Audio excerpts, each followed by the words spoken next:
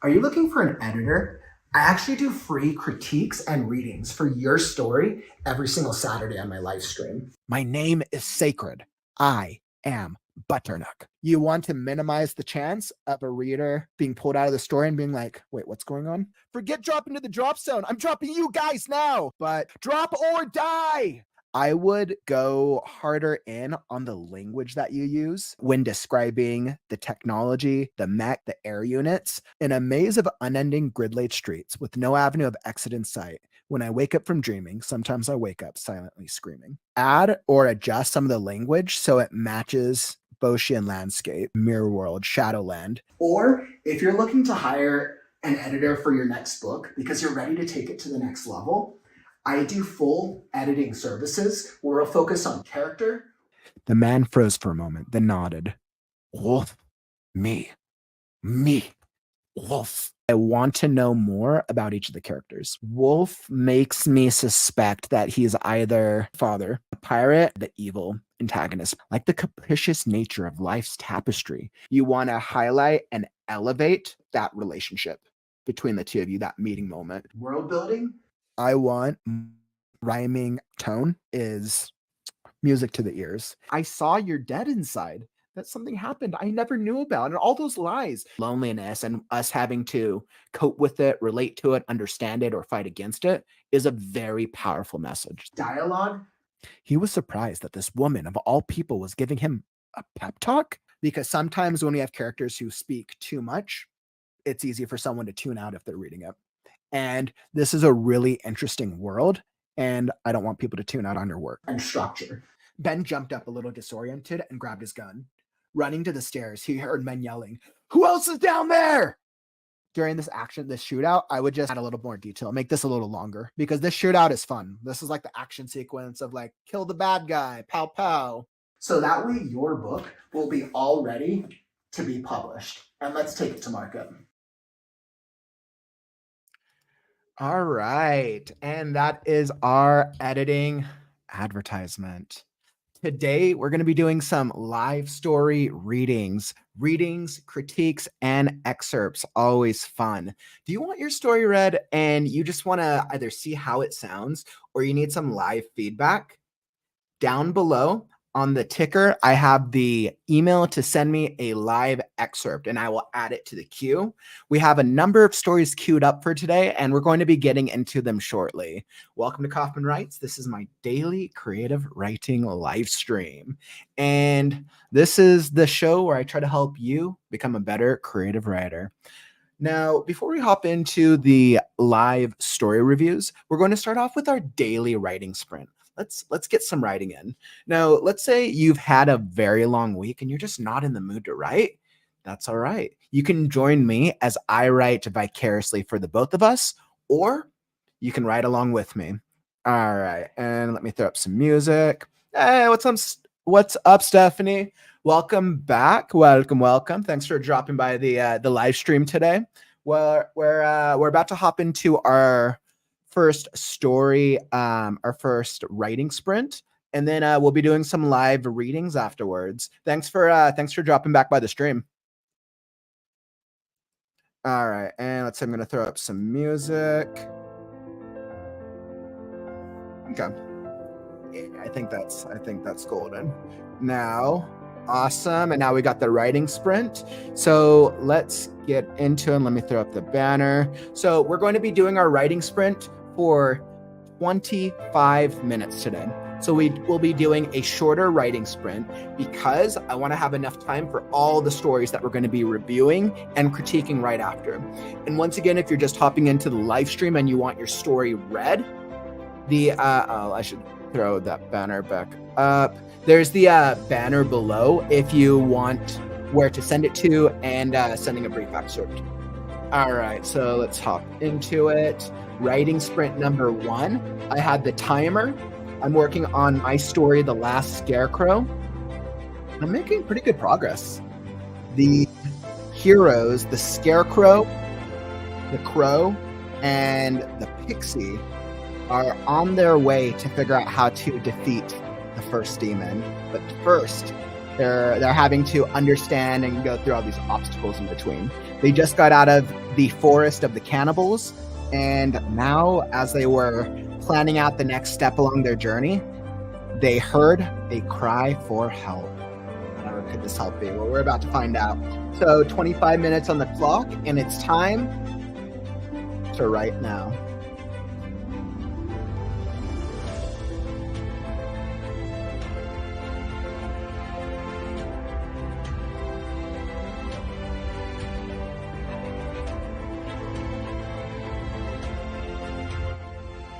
See, Pebble laughed voraciously. Never mind what it is, you wouldn't last a second. But Pebble pointed her finger to the air.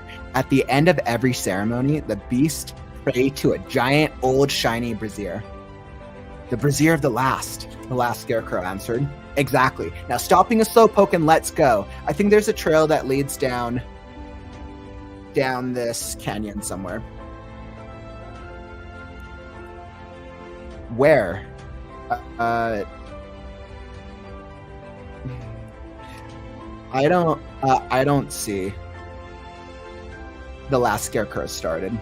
The last scarecrow started to say. But before they could peer over the edge of the cliff, they heard a scream further down along the cliff's edge. Before they could peer over the edge, they heard a scream further down along the cliff's edge. Before they could peer over the side, they heard a scream further down along the cliff's edge as someone or something cried, "Help me." And that is where we ended that chapter off. Okay.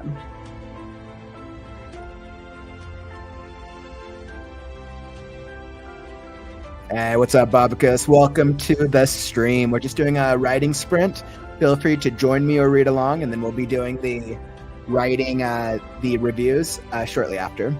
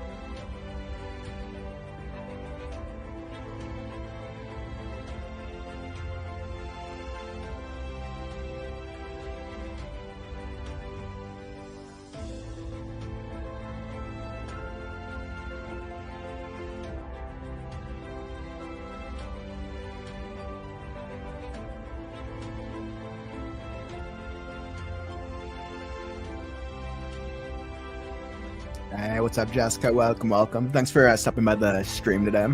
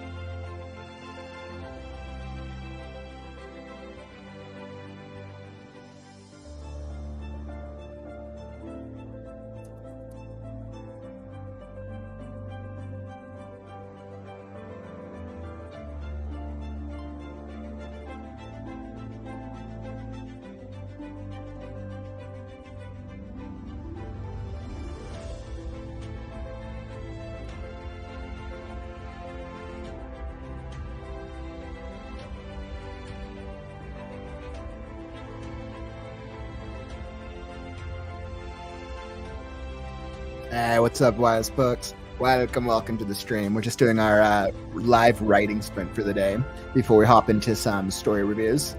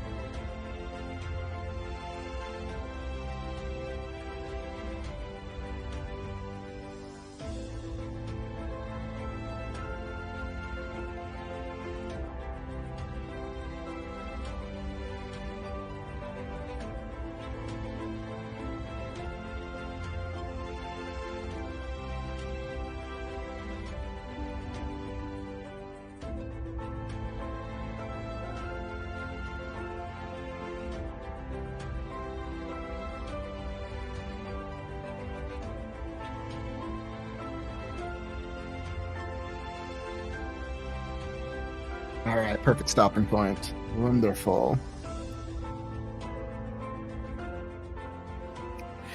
It's always that moment in a story when you know you have to get to like that good like break or the good pause at the end of a beat. And once again, unfortunately for our heroes, they're not having too much luck in finding any creatures that are very much wanting to help them. This is continues to be a consistent struggle for our heroes as each set of animals and creatures seem to only be focused on doing them more harm than good as they try to go help this creature calling out for help only to have this what I'm now calling it is a monkey like fox, which I'll get to develop further, yank them over the cliff. So we'll get to see what happens more tomorrow. All right, excellent. Thank you for joining me. I hope you're able to get some writing done yourself. All right, and let's pop over. So thanks for joining on the live stream today. We are doing some live story reviews and critiques. Always so much fun. I love doing these. So before we hop into it, I one of the reasons I started this was because I wanted to offer something that was free to for writers to be able to do reviews, readings, and excerpts.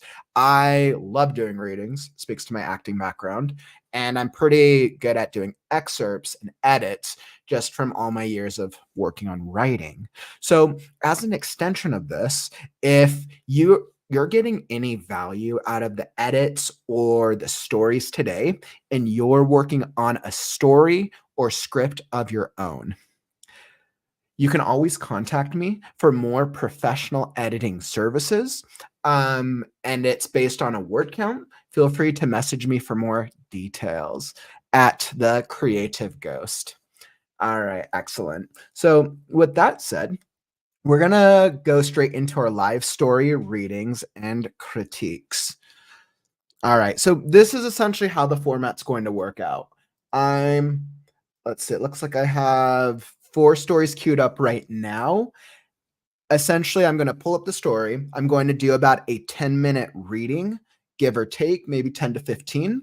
I try to set a limit for about 20 minutes per story to make sure that we have enough time to get into all the reviews. I'll do the reading, and then after I'll give my live feedback. Now, as I'm going, you'll probably see me highlighting. The highlighting is more for my benefit, so that way I can touch upon certain moments when I go back through the critique. And of course, if you're reading along and you see something and you're like, wow, that's really cool, or you're like, I think something that could be improved on, definitely feel free to join in the comments and throw up a message if there's any type of feedback that you see. My recommendation for writers with critiques is always combining something that works well with something that doesn't. It's always like a good sandwich. All right, so we're going to get right into it with reading number 1. And if you want your story read or you have an excerpt you want reviewed, email the creativeghostwriter@gmail.com and I will add it to the queue. All right, so we got story reading number 1 by Torrent by Sean Spence. Sean, if you're out there, drop a comment. Let me know that you're here in the live stream. So, Sean, I know we've been working on. I know you're primarily a screenwriter, and I've been super excited to be able to do a script. Let's see. So let me pull up what I have.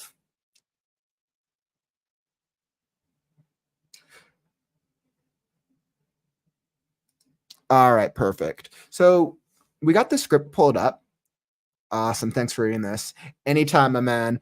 I'm glad that we've been able to add a script to the queue. I know generally thus far over the past couple weeks, I've been getting a lot of novels. I've gotten some novels, short stories, and little poetry. I'm glad to add scripts to it, especially because I have such a screenwriting background.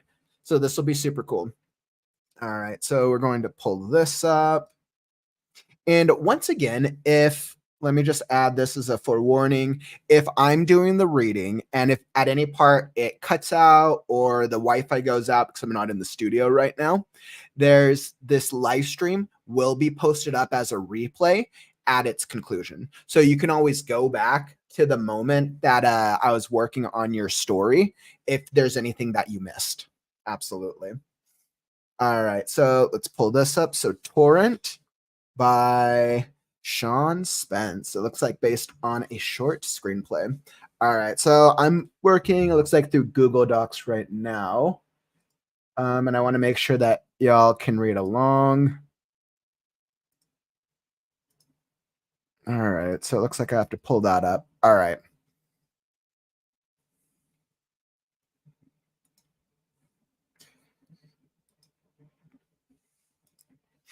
Okay, perfect. So let's get right into it.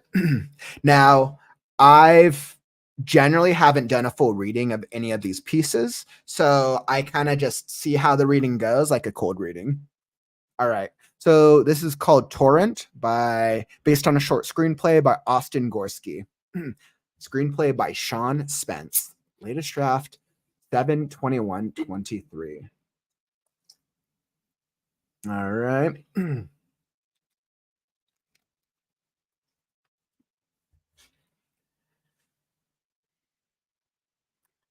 Interior kitchen night. Fernando Garcia, 32, lies slumped. Let me turn off just a second. Let me turn this off. I don't want this too. Oh, I got to turn my Grammarly off so it doesn't mess with me in between.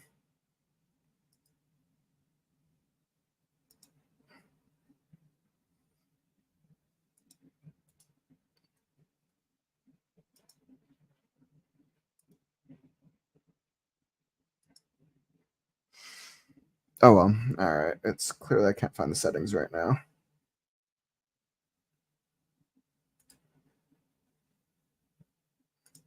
All right. Perfect. I didn't want the Grammarly to mess with you. I'm still messing around with Grammarly. Okay. Interior kitchen night. Fernando Garcia, 32, lies slumped over on the table. His sloppy hair covers his whole face, with the exception of one closed eye. Beaded sweat drips from his brow as his closed eyelid begins to flicker. His eye opens, pupil widening in the dark room. Fernando's labored breath quickens. His head lifts slowly off the table. Blackness fills the room. Trying to focus in the darkness, Fernando's vision fights to make out shapes. This room is unrecognizable to him. At his feet, taxidermy creatures are strewn over the filthy maroon carpet. Raccoons, squirrels, possums, foxes. Hanging on the adjacent wall, an owl stares blankly back at him. Tattered sundresses, stained blouses, soiled jeans, dirty socks, and underwear fill the spaces between the dead, motionless creatures. Fernando tries to sit up. Ropes wrapped around his wrists are attached to the legs of the table. He tries to free them, but the ropes tighten around his flesh with each tug. His eyes begin to adjust to the dark. A silhouette sits motionless across the table. Who's there? A hand cups the back of Fernando's head. Violently, his head is slammed down. The table does not give as Fernando's forehead meets it. You woke up earlier than I expected. Fernando lifts his head off the table again. This time, blood flows from the open wound above his eyes, dripping onto the dull stains covering the tabletop. From behind, an older black woman, Miss Summers, 73, a vision of a school teacher from a time long gone, walks into his view. Her hand gently caresses Fernando's scalp. She grins as they make eye contact. I hope I didn't damage the goods. She leans into Fernando and looks at the gash on his forehead. As she sniffs around his head, Fernando tries to sit up. His voice cracks as he whispers to himself.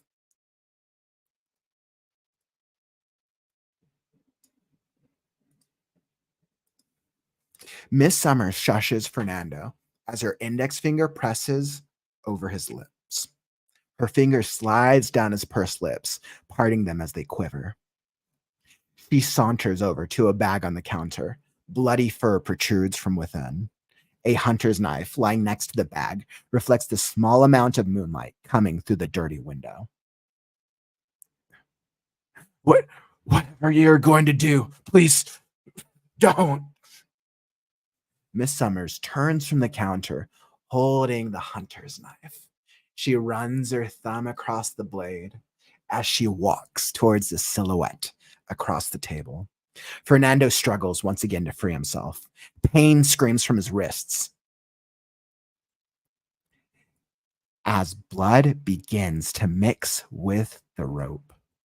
Through tear-soaked eyes, Fernando watches as Miss Summers begins to stroke the silhouette. She runs the tip of the knife over the face of the shadowed figure. Stained moonlight from the window reflects off the blade, showing the eyeless face of a taxidermy man screaming. Fernando thrashes in his chair as he yells in terror. Delighted, Miss Summers walks over to Fernando and places the knife on the table. Fernando calms as the tension subsides, if only for a minute. I think we have a communication issue. How would you translate shush in Spanish? Fernando gazes at all the animals by his feet. He sees his blood dripping from his wrists onto the matted fur of the creatures below. Please, my wrists! I can't feel my fingers. Please! Miss Summers, of course. Are you going to shush? Before Fernando can answer, her elbow smashes against his temple. His head bobbles as his captor quickly releases his right hand from the table leg. As his freed hand slaps on the table, Miss Summers pulls a switchblade from her pocket dress.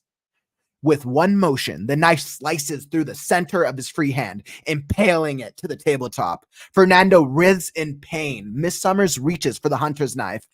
I'm not usually one to quote famous people. They all seem to like know-it-alls, little Weisenheimers. But I think Proust was pretty insightful when he said, and forgive me if I paraphrase, the voyage of discovery is not in seeking new landscapes, but in having new eyes. Fernando glances across the table at the ghostly death staring back at him. The eyeless corpse sits motionless as it watches. Miss Summers brings the hunter's knife closer to Fernando's face. Now, hold still. This will get messy. Miss Summers puts her hand over Fernando's mouth. They make eye contact as she slowly tilts his head back. She lowers the blade and stabs Fernando in the stomach. Slowly, she drags the knife up to his chest. His eyes smile. Her eyes smile as his eyes scream. Blackout. Whew, man, that was that was really intense. That was really well done. Really, really well done. That I'm like I got really into the character now, and I felt, and this is even from just like an initial perspective, that like it was written well enough where I was immediately pulled into the action, and that was done very, very well. And I think what makes it a little easier for doing a read through of a script is that it's read throughs like this, like a live reading, actually works a little better with script. So that's actually pretty efficient, especially when we're thinking of dialogue and the way scripts are structured. But yeah, that was a really intense scene. This wow. Wow. I want to know now if Fernando's going to live. Like it based off this scene, let's see, and was this so this was an excerpt. I think the one thing I wasn't sure about was whether it got in the end for that. I know, right? I wasn't sure whether this was an excerpt from in in the middle of the script. I know I'd have to look at, or whether this was the opening scene for the script. But I think, I mean, kind of hard. I could go either way. This is how it starts. Okay, yeah. So this is the hook for the screenplay. Oh my goodness. Which then tells me that this is Fernando. This is the setup for evil taxidermy teacher, because you described her as a teacher. Wow, that's super creepy. Like taxidermy teacher, Miss Summers. Of course, Miss Summers sounds like a school teacher's name. That was literally perfect. Oh my god, that was awesome. So let's see. So let's start back from the beginning. I think what I really liked. So there, you do have a lot of description in here, and from a cold reading perspective, I think there's a couple areas in the action itself where the description can be cut down slightly. I think it could be pared down slightly while still having the same intended effect. Let's see. Lies slumped over his feet, covers his face. This is good. His head lifts. Fernando's labored breathing quickens. His head lifts slowly off the table. Blackness fills the room. This is important. His eyes open, pupils widening in the dark room. And then, like, if I were to edit this, I would combine these into one paragraph. Where'd my little highlighter go?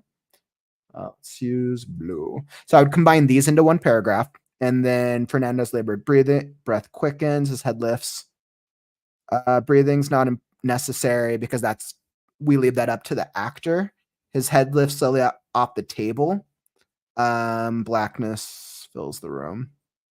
Yeah, because you're wanting to set the perspective from Fernando's point of view. Yeah, that makes sense because you're wanting to set the fear from Fernando's view as compared to this is what the room looks like, even if it's just black. Yeah, actually, I think what I would do, Sean, was I would use this part right here. Let's go green. So specifically this, I think I would set interior kitchen night. Even if it was just like a short, like blackness fills the room or darkness fills the room. So that way there's some sort of indication. It is night, so it's going to be a little obvious, but I would do some sort of setting, even if it's just a brief sentence. I think only to better serve the kitchen, better serve what the reader or what the audience is going to see when, like, the first shot. I think about what is the first shot of a story. And I envision, like, all right, is the first shot a dark room and I can't see nothing? Or is the first shot Fernando's point of view? I'm seeing from what I'm looking from Fernando, or I'm looking at Fernando. And I think that's kind of how I envision, especially with the script. I want to picture, like, okay, is this a dark room and I see the outline of an outline of a man in a chair? That's kind of like what I got as my overall vision. But I think I would say make that a little clearer. And I think you could set that up as like a single line of a single setting in the interior kitchen and then go straight to Fernando, because I liked how you set up Fernando. I thought, like, that was great. The description with Fernando, and let's say trying to focus on the darkness. Fernando's vision fights to make out shapes. The room is unrecognizable to him. This, trying to focus on the darkness, even like this. And I think this is always the challenge with scripts. It's interiority, right? How much interiority do we add that's necessary for the actor? And even focusing on the darkness, Fernando's vision fights out. But from like a script standpoint, it's interesting. It's a really interesting read. And I always go back and forth. I don't know if there's necessarily a right or a wrong way for how much description interiority do I add. And this is just a note, if anyone out there is a screenwriter. Actually, by the way, if anybody out there is a screenwriter and works on scripts, just say or say that you're a screenwriter. I'm always curious to know how many other writers are working on scripts as compared to novels. But if if you're writing a script and you're trying to figure out how much action to put into it, always think about who is my intended reader. Is this script something I'm going to produce myself, put together my own team? Then I can put in as much action as I want, because this is already, like, it's going to be my script. I can turn it into a working draft when it's ready for production. Or if you're going to be like pitching this to somebody, then you want to think about, like, if I'm pitching this to a producer, I'm pitching this to a studio, they get thousands of scripts a day, unless it's someone that you know and they're going to give it more time, but they get thousands of scripts all the time, all day, every day. And you always want to think about, how do I make it as easy and as engaging as possible? Sometimes that's doing detailed descriptions, and sometimes that's just getting into the story. I try to think of it from a storytelling perspective of make it engaging. And I think that's why with description in scripts, you can kind of go back and forth. When I've looked at scripts, when I was back in LA at the Writers Guild, the library, I would go to the Guild library all the time and just check out different scripts. Some of the really best known scripts, huge action sequences in the beginning. Some of the best known scripts, it like starts straight with dialogue. And I just think it's know who you're going to pitch it to also makes a huge opportunity. And then also looking at other types of scripts that have been submitted to similar studios. And then I would match those styles of scripts for whoever I was going to pitch it to. But like in terms of just description, the description itself is great. I love the description. I'm trying to focus in on the darkness. And that's why, because with this part, I was like, all right, I could go either way on this one. But it does help set the scene. At his feet, taxidermy creatures. This is perfect because this sets the scene. Now, if the kitchen is black, if blackness fills the room, so if the kitchen is pitch dark, then what we're seeing from the audience, are we seeing the outlines of creatures, or is it that there's moonlight shining in through a window, or is there any source of light? So at his feet, we see the shadows of taxidermy creatures, just to give me a better sense of what I'm physically seeing. But like this, I love this so much. Let's see, Jessica, I just haven't sold one yet. Excellent. You know what? That's all good. Whether or not you've sold a script before doesn't make you any less of a screenwriter. Let's see, I attended a webinar today that was fabulous. It was about scripts. I took some great notes. Absolutely. Learn from other writers and learn from others who are doing it well. Let's see. Yes, moonlight. I think I need to clean that up. Yeah, and I think that's actually, Sean, I think that's a really easy fix just by establishing that in the kitchen, right? It's like a dark kitchen, moonlight streams in through the window, right? And then that's such an easy fix, and that gives me a clear vision. If this were the opening for a story, this opening would actually would do well for a novel. But from a screenplay and a script perspective, I would say definitely tuning that part up. Let's see, hanging on the adjacent wall. This is great. This is a very clear visual. All the references that you make with the taxidermy stuff is perfect, because that sets the scene. Tattered sundresses, stained blouses, soiled jeans, for the spaces between the dead, motionless animals. It's a very messy room. That's good because that fills the scene. Fernando tries to set up. So like up until here, this literally all of this is just really setting this, with the exception of Fernando's description. This is all setting up the scene. Yeah, so I would almost make more of this under the interiority of the kitchen before Fernando, unless you want it to start with Fernando's point of view. Let's see, what do we get next? Fernando tries to set up, shows to free them. His eyes. A silhouette sits motionless across the table. Yeah, that makes sense, because you want the recognition to be like, oh, she's literally just sitting there in the dark staring at you. That's creepy AF. Like, oh my God. And this is a very good opening moment. And I think if with setting up the description of the scene, I think you can do the moonlight thing in a way where like he can see like the taxidermy animals on the floor, and then he sees her silhouette. I think that could be done. I think that works. Is there? Yeah, Miss Summers really creepy. Miss Summers, she's like really creepy. Violently, his head is slammed down. The table does not give as Fernando's forehead meets it. I slammed his sloppy hair. Cross. Yeah, so I think the struggle scene works. Violently, his head is slammed down. A hand cups the back of Fernando's head. Violently, his head.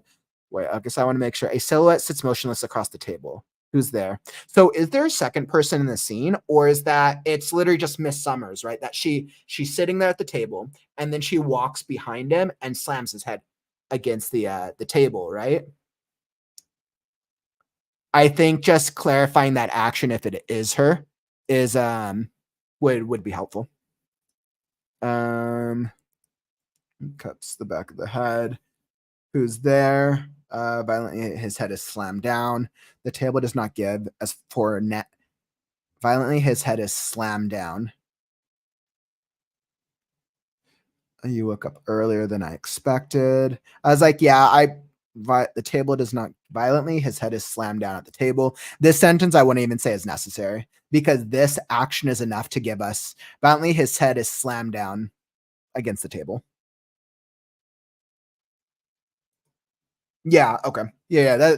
That's what I thought. I just wanted to make sure it was clear. You woke up earlier than I expected. Fernando lifts his head. This time, blood flows. Dripping. Yep. This is good. From behind an older black woman. Miss Summers, 73, a vision of a school teacher from a long gone, walks into his view. And I think this description I think that's perfect for her. Enough of a description for a casting director too.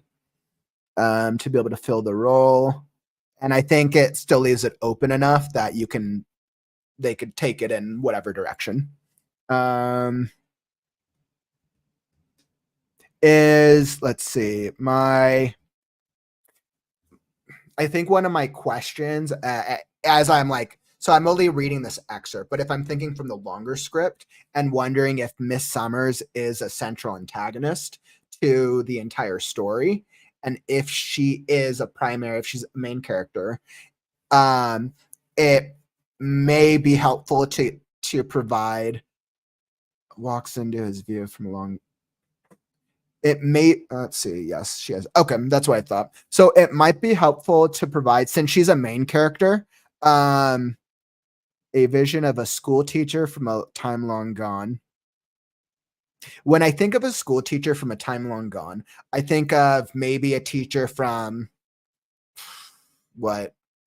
early 50 plus years ago, the picturesque teacher in like a sunflower dress who I think that's just what comes to mind. Teacher in a sunflower dress.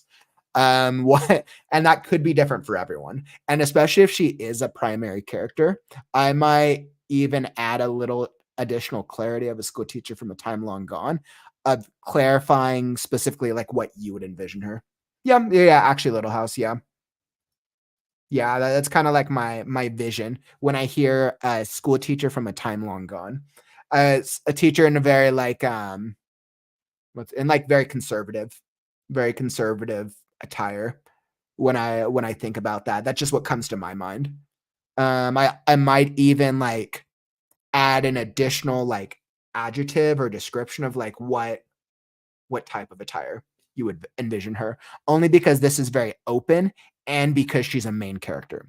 If this was like a small scene and she was like a side character, I'd be like, all right, it doesn't matter. But because she's going to be central to the plot, I might add a little bit more here, only because especially if you want your reader or you want your audience to look at her in a certain way, especially because she's going to be important later on. Or if you're like, you know what, just let whatever casting director decide what time long gone means for them, then they can make that decision. And I think that recommendation is a little subjective on my part. Let's see. I hope it didn't damage the goods. I think my favorite part of your script is I'm really liking the dialogue. I like the dialogue and I'm liking a lot of the descriptions. She and looks at the gash on his forehead as she sniffs around his head. And this, like, I highlight, this is so creepy. She leans into Fernando and looks at the gash on his forehead. As she sniffs around his head, Fernando tries to sit up. She's like sniffing around his head like he's an animal, which makes me believe that she views people as animals. Hence why she's about to carve him up. Fernando ain't doing too well in this scene. Miss Summer shushes Fernando. This is good. This is like the very like stereotypical like shush. She saunters. Yep. Next to bag. A hunter's knife lying next to a bag reflects a small amount of moonlight. Okay, so you mentioned the moonlight here, which is great. Like this is perfect right here. Whatever you're going to do. Summers turns from the counter.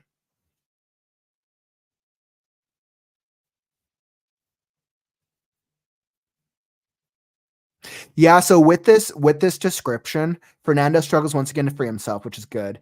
Pain screams from his wrists as blood begins to mix with the rope.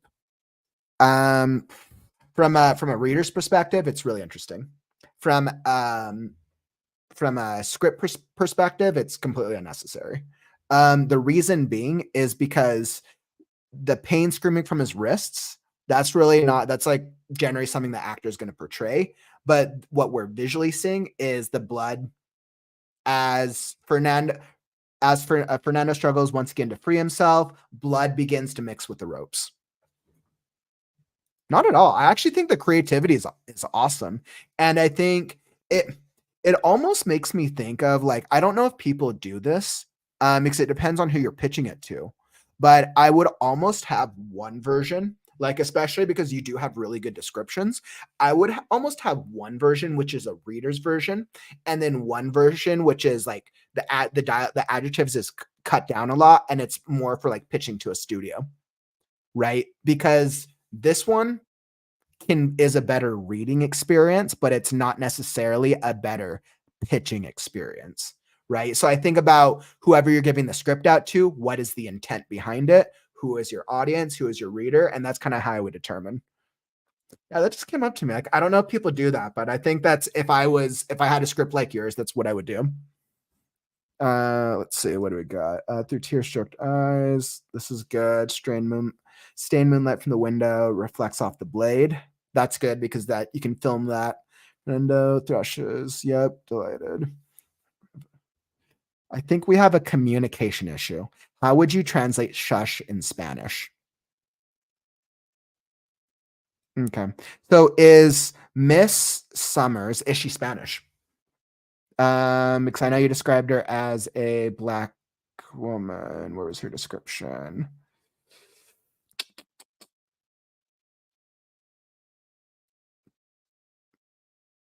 Miss Summers, a vision of an older black woman. It makes me wonder, no, she is not. Then how would you translate shush? Oh, because Fernando's Spanish. That's why. That's okay. That makes more sense now. I was like, if she's not okay, that that took me a second. Lies is sloppy. Fernando Garcia. Yeah, the Fernando Garcia is very clearly a Spanish name. Now the audience isn't going to know, but no, that'd be obvious that Fernando Garcia. I would almost denote then his race. I mean, it's no, it's obvious. That's unnecessary. It's like the Spanish makes more sense now. Let me think. How would you translate shush in Spanish?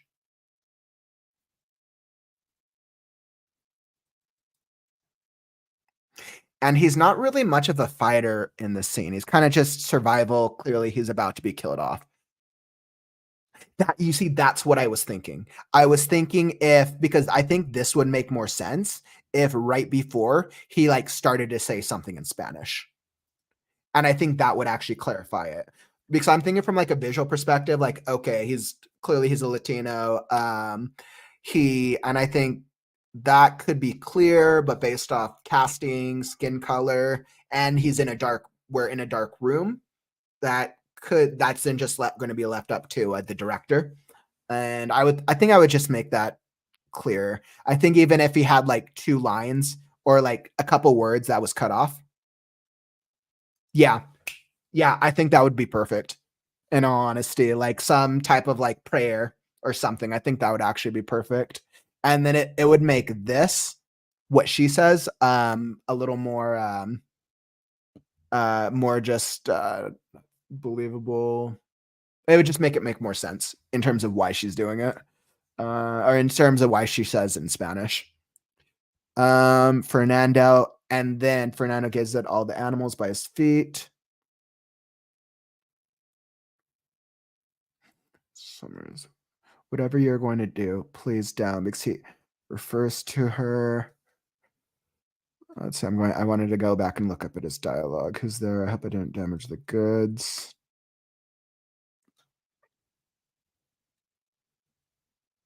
Yeah, and you could actually almost have it as like in this scene. Let's see. Whatever you're going to do, please don't.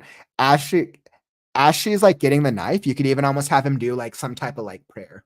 I think that would be an easy thing that he can do to himself. And saying some type of like prayer to himself in Spanish makes it obvious and clear without it feeling like it's too much. I think that'd be an easy way. Let's see. Fernando gives it all the animals. He sees his blood dripping.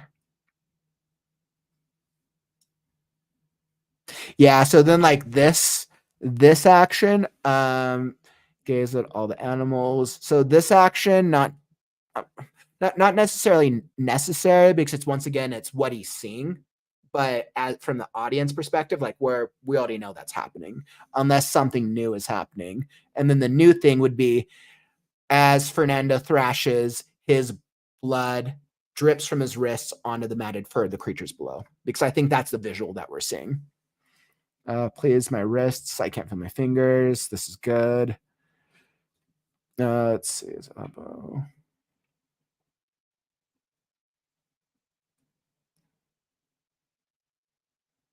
Oof.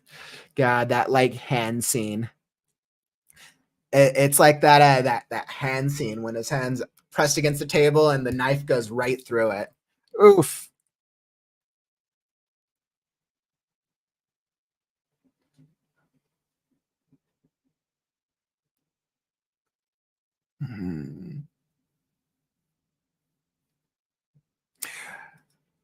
Bobicus brings up a really good point. Why do we shush animals like horses when petting them?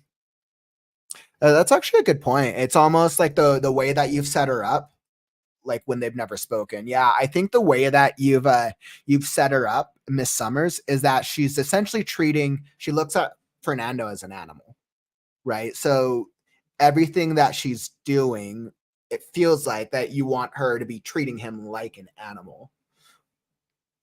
Communication. So it's almost like her dialogue should be directed kind of like she's talking to like a horse or a dog or whatever. Because I know you had mentioned all the hides and the taxidermy. I just forgot which types of animals: raccoons, squirrels, possums, foxes. So it's almost like that the way she's speaking to him feels like that she should be speaking to like a fox or like a rabbit that she just trapped. And I think that would make it feel like it would actually elevate her elevate the audience's fear of her, because it shows that a higher degree of psychopathic identity or behavior, that she doesn't even look at him as a real person. And I think that would even add, like, if her initial dialogue is clearly she's crazy, then she could be clearly talking to herself the entire time. And even with her Spanish line, like if she's not really like, she's kind of talking, but she not really listening to him, that would actually make more sense if she's kind of the like talks to herself, or more like talks to her prey. Fernando, yeah. Please, Marissa, can't. Are you going to shush? Fernando, yep.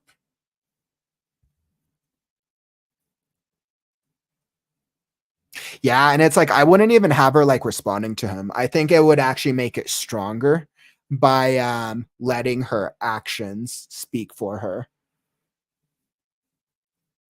before Fernando can answer. But once again, the character development is entirely subjective, and it comes down to what your direction, your goal is with her as a character and or antagonist.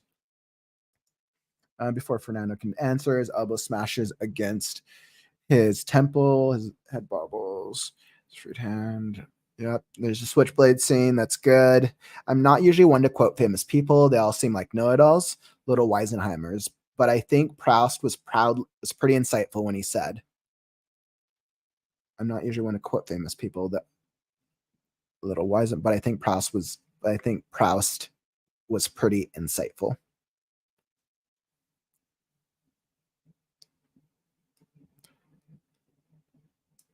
I think Proust was pretty insightful. Said. Yeah, no, that's character development. I was like, I would almost cut down that dialogue, but no, that's character development. The voyage of discovery is not in seeking new landscapes, but in having new eyes. The voyage of discovery is not in seeking new landscapes, but in having new eyes. I really like the quote. Yeah, yep. That's kind of what I figured. And I was like, yeah, it works as character development. It's in seeking new landscapes, but not having new eyes. Yeah, that's perfect. I was gonna like make a recommendation, but I think that's good character development, honestly. Fernando glances across the table at the ghostly death.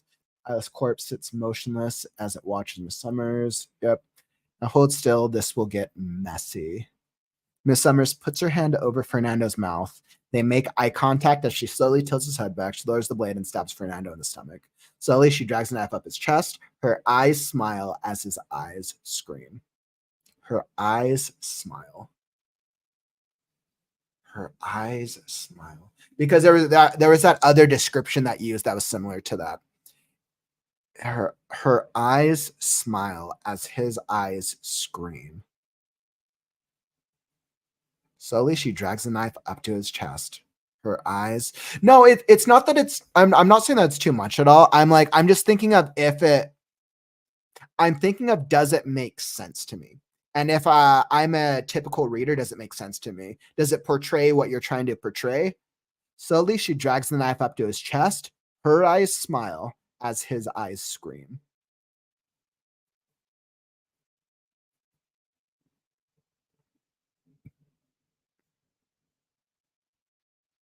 Yeah, I think I would leave it. I think it's unique enough. I think it's another subjective one because it's like it's a unique ending, and I do kind of like it. I think it's memorable. Her eyes smile as his eyes scream. I was questioning to myself, I'm like, does it make sense? And I think for the purposes of this scene, I think it does. I think it's clearly a descriptive. It's you're using it as a description. So that way that last moment before it fades to black is and basically a close shot of the eye to eye.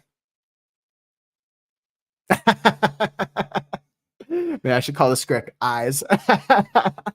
And there we had it. When this script goes on to become to win many awards, the title happened here first. Oh, that's awesome. Yeah, but I think overall it's very interesting. It's very engaging. I definitely want to know more about Miss Summers. And I think a lot of the things that we're touching upon is just fine-tuning the descriptions to make it easier for your reader or whoever you're pitching it to. Yeah, absolutely. I always love reading. I always love doing feedback and scripts. Thanks again for sharing, Sean. I'm glad that this was able to help you out a little bit. Awesome. And by the once again, really good script. So got to give my clapping will kill the mic, so everyone gets snaps. Really good script. Thank you again for submitting, my man. Anytime you want a screenplay or a script, an excerpt, reading, review, happy to do it. All right. And let's see. With that, let's hop into our next excerpt. And let's see. Well, I'm pulling up excerpt number 2. let's see.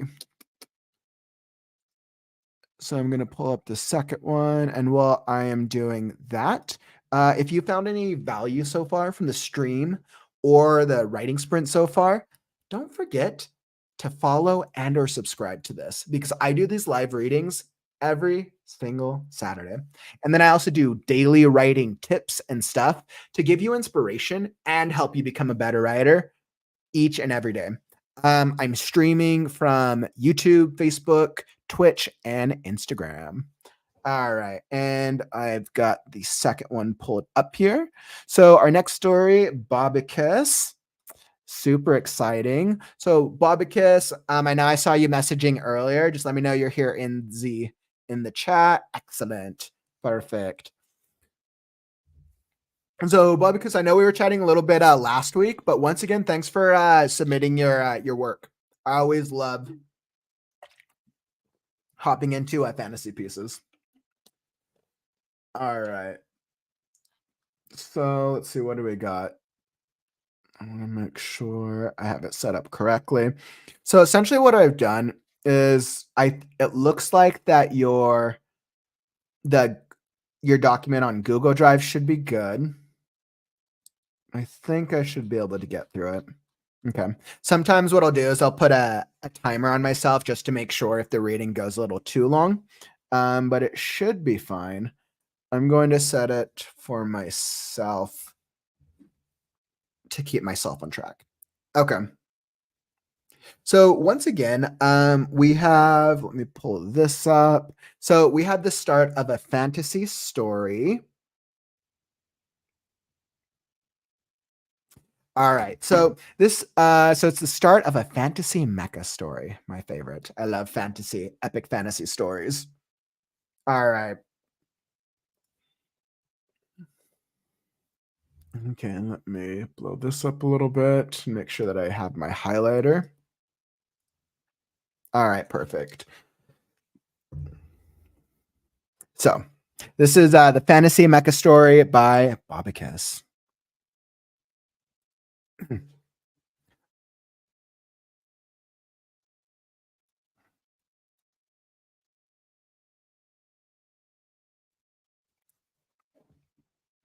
All right. The animates fight always at the moment of connection. Their massive bulking. Wait, sorry. Hold on just a second. Got to turn Grammarly off. All right. The animates fight always at the moment of connection. Their massive bulk straining the iron chains. A century of service has not tamed them, and they are filled with a hatred of submission and surrender to one so small, so weak. Who among us could stand it? Sir, Salamar climbs the hulking mass and grabs the back of his animate's neck.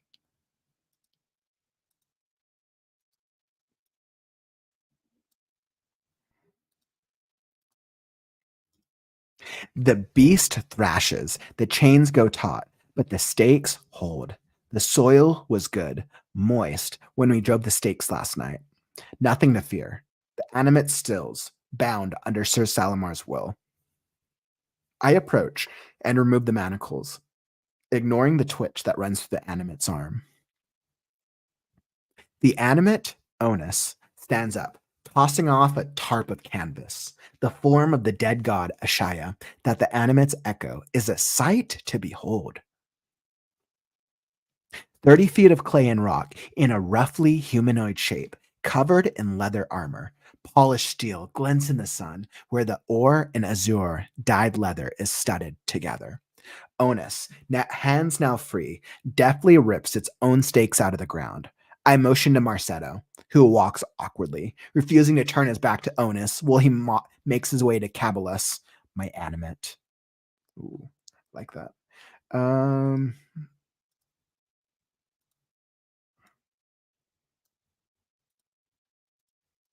I lift the tarp, meet Caba's eyes, and spin out of the way like a matador as it lunges forward.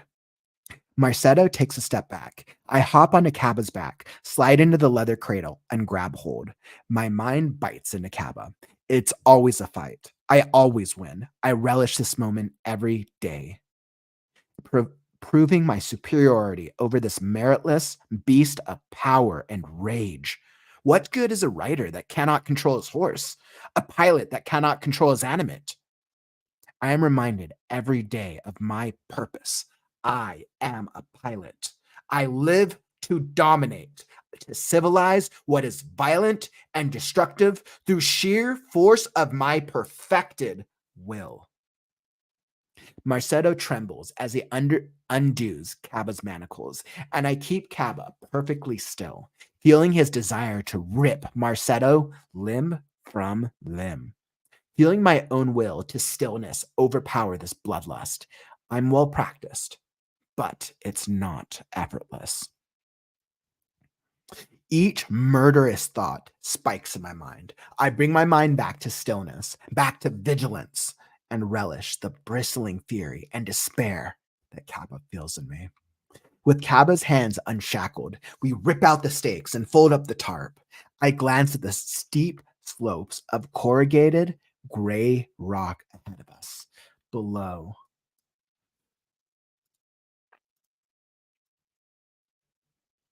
Below a piercing sun and shocking blue sky. Plateaus of brown rise up above them, and a beaver slaps its tail in the distance. What little life is in the Badlands teems in the thin strip of vegetation that the waters of the river Surrey provide. I am thankful for the flatland it has carved out, the soft but sturdy soil beneath Cabba's feet as we walk, scouting ahead of the caravan. The Badlands pose few dangers. The tribes of wild men do not make their home here, and it's far enough south from the God Shadow that rogue animates are rare and won't appear in number. Herds of deer scatter before me as I walk, and I allow Cabba to pick up a rock the size of one of the bucks and throw it at the deer. It lands squarely in front of a doe, who gives a mighty leap. Cabba wants to give chase, to pick up another rock, to rip the flesh from their bones, but I return to calm and to vigilance. Cabba continues to walk, and I scan the horizon for threats. The birdsong has gone quiet. Something moves in the distance, and Cabba's head snaps to it the moment I see it. We crouch and reach up to the sling tied around Cabba's head, undoing it slowly. The figure is moving with speed now, and there's no mistake. A rogue animate, unheralded. Cabba's legs twitch, wanting to charge forward and meet it head on. Instead, we reach into our bag of stone bullets and place one into the sling, backing up as we whirl it around our heads. The animate charges down the slope of a hill, moving sideways to avoid gaining too much speed, its legs already moving as fast as they can. The cracks forming in the dark clay that make up its body, showing the strain. The first bullet lands at the animate's feet, and it trips, tumbling down the hill. Then, just as suddenly as it tripped, it's back up on all fours at first, then zigzagging down toward us.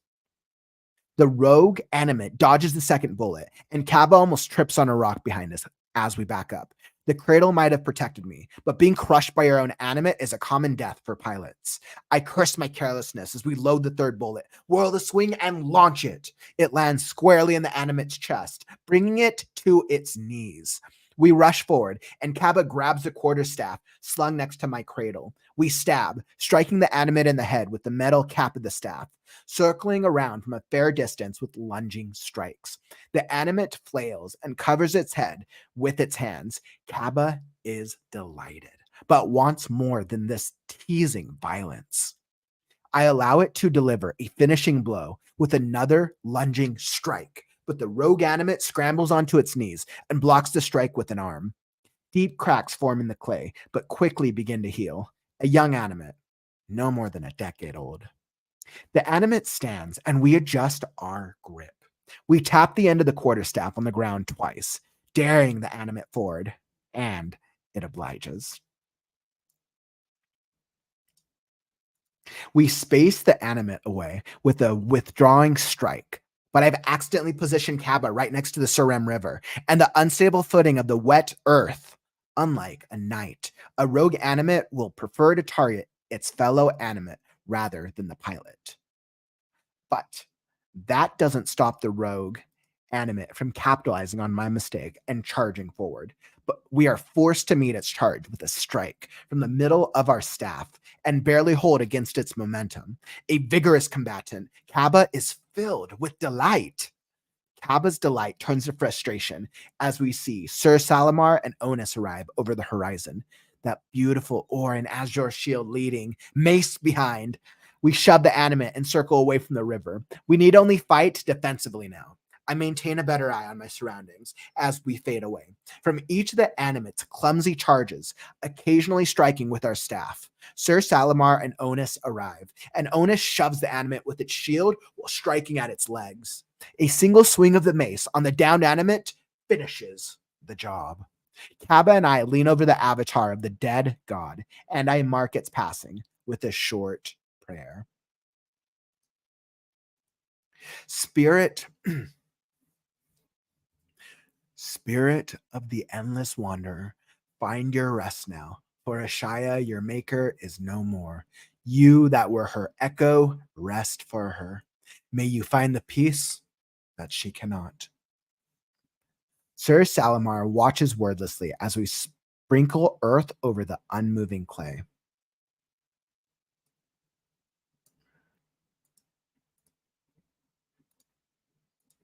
Sir Salamar, unmoving clay. Sir Salamar watches wordlessly as we sprinkle earth over the unmoving clay. Onus turns and marches to the caravan. Sir Salamar is not Penty. He doesn't share our rituals regarding the animates, but he's never been one to call me a heathen.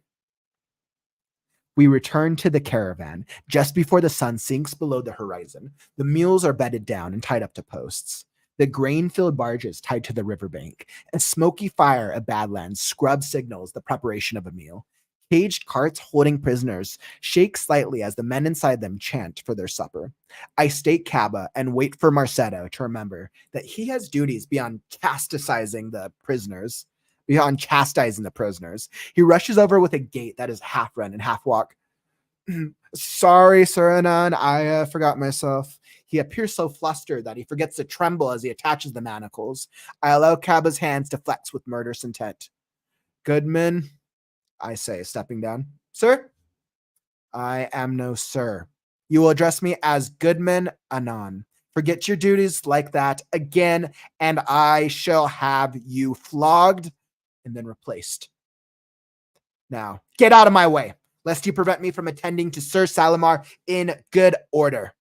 Yes, Sir Goodman. It shouldn't be as difficult as it is to find good help. A 10-year-old could do it. 10 is the proper age to begin attending a knight, after all. But I am not a knight and cannot expect the services of a squire. Penty do not own land, and our ability to serve as pilots is highly conditional. That I am permitted to squire beneath Sir Salamar is both an honor and an insult. An insult because it is the highest honor I will likely ever be permitted to receive. I manacle Onus. I look into Onus's eyes as I do so.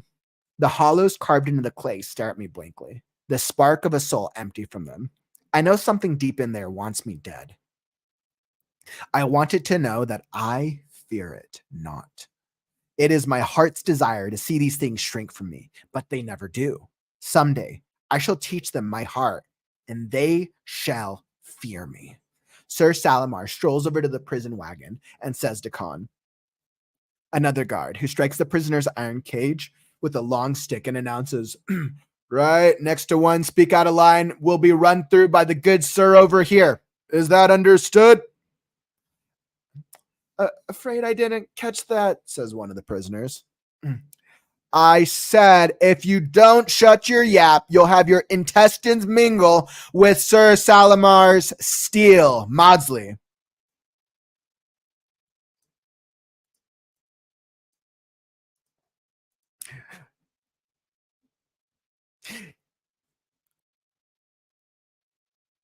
You cut me, you'll have to cut every man in this cage, Khan. That would mean a pay cut for you. So I'm going to keep my yap exactly how I like it till you serve us some grub. And please, for the 100th time, call me Cray.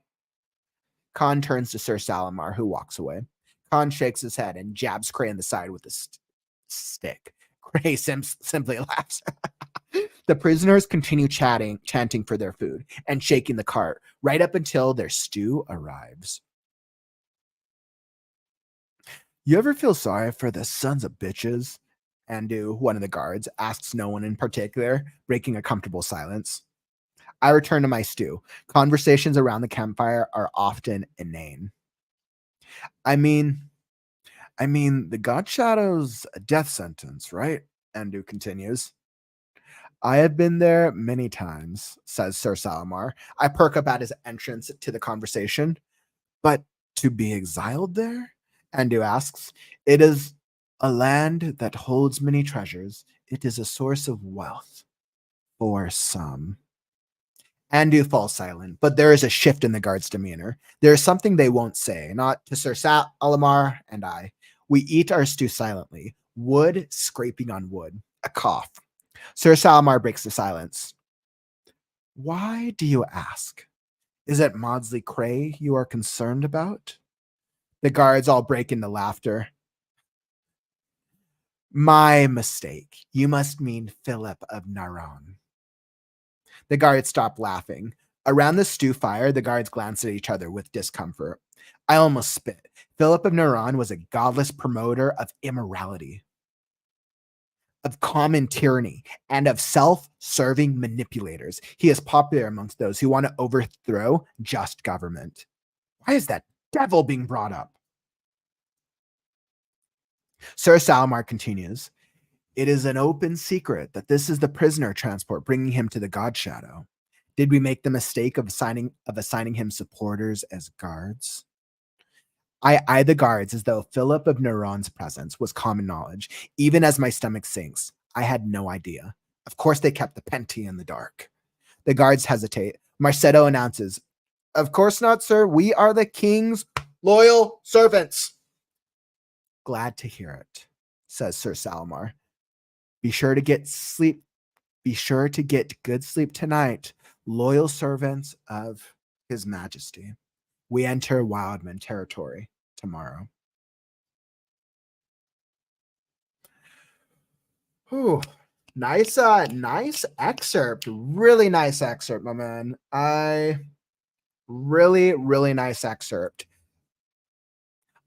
I think what I really enjoyed the most about it was the character development between the main character. Not Salamar's interesting. Actually, I like Salamar. I want to go back to Salamar. But let's see. What anime onus?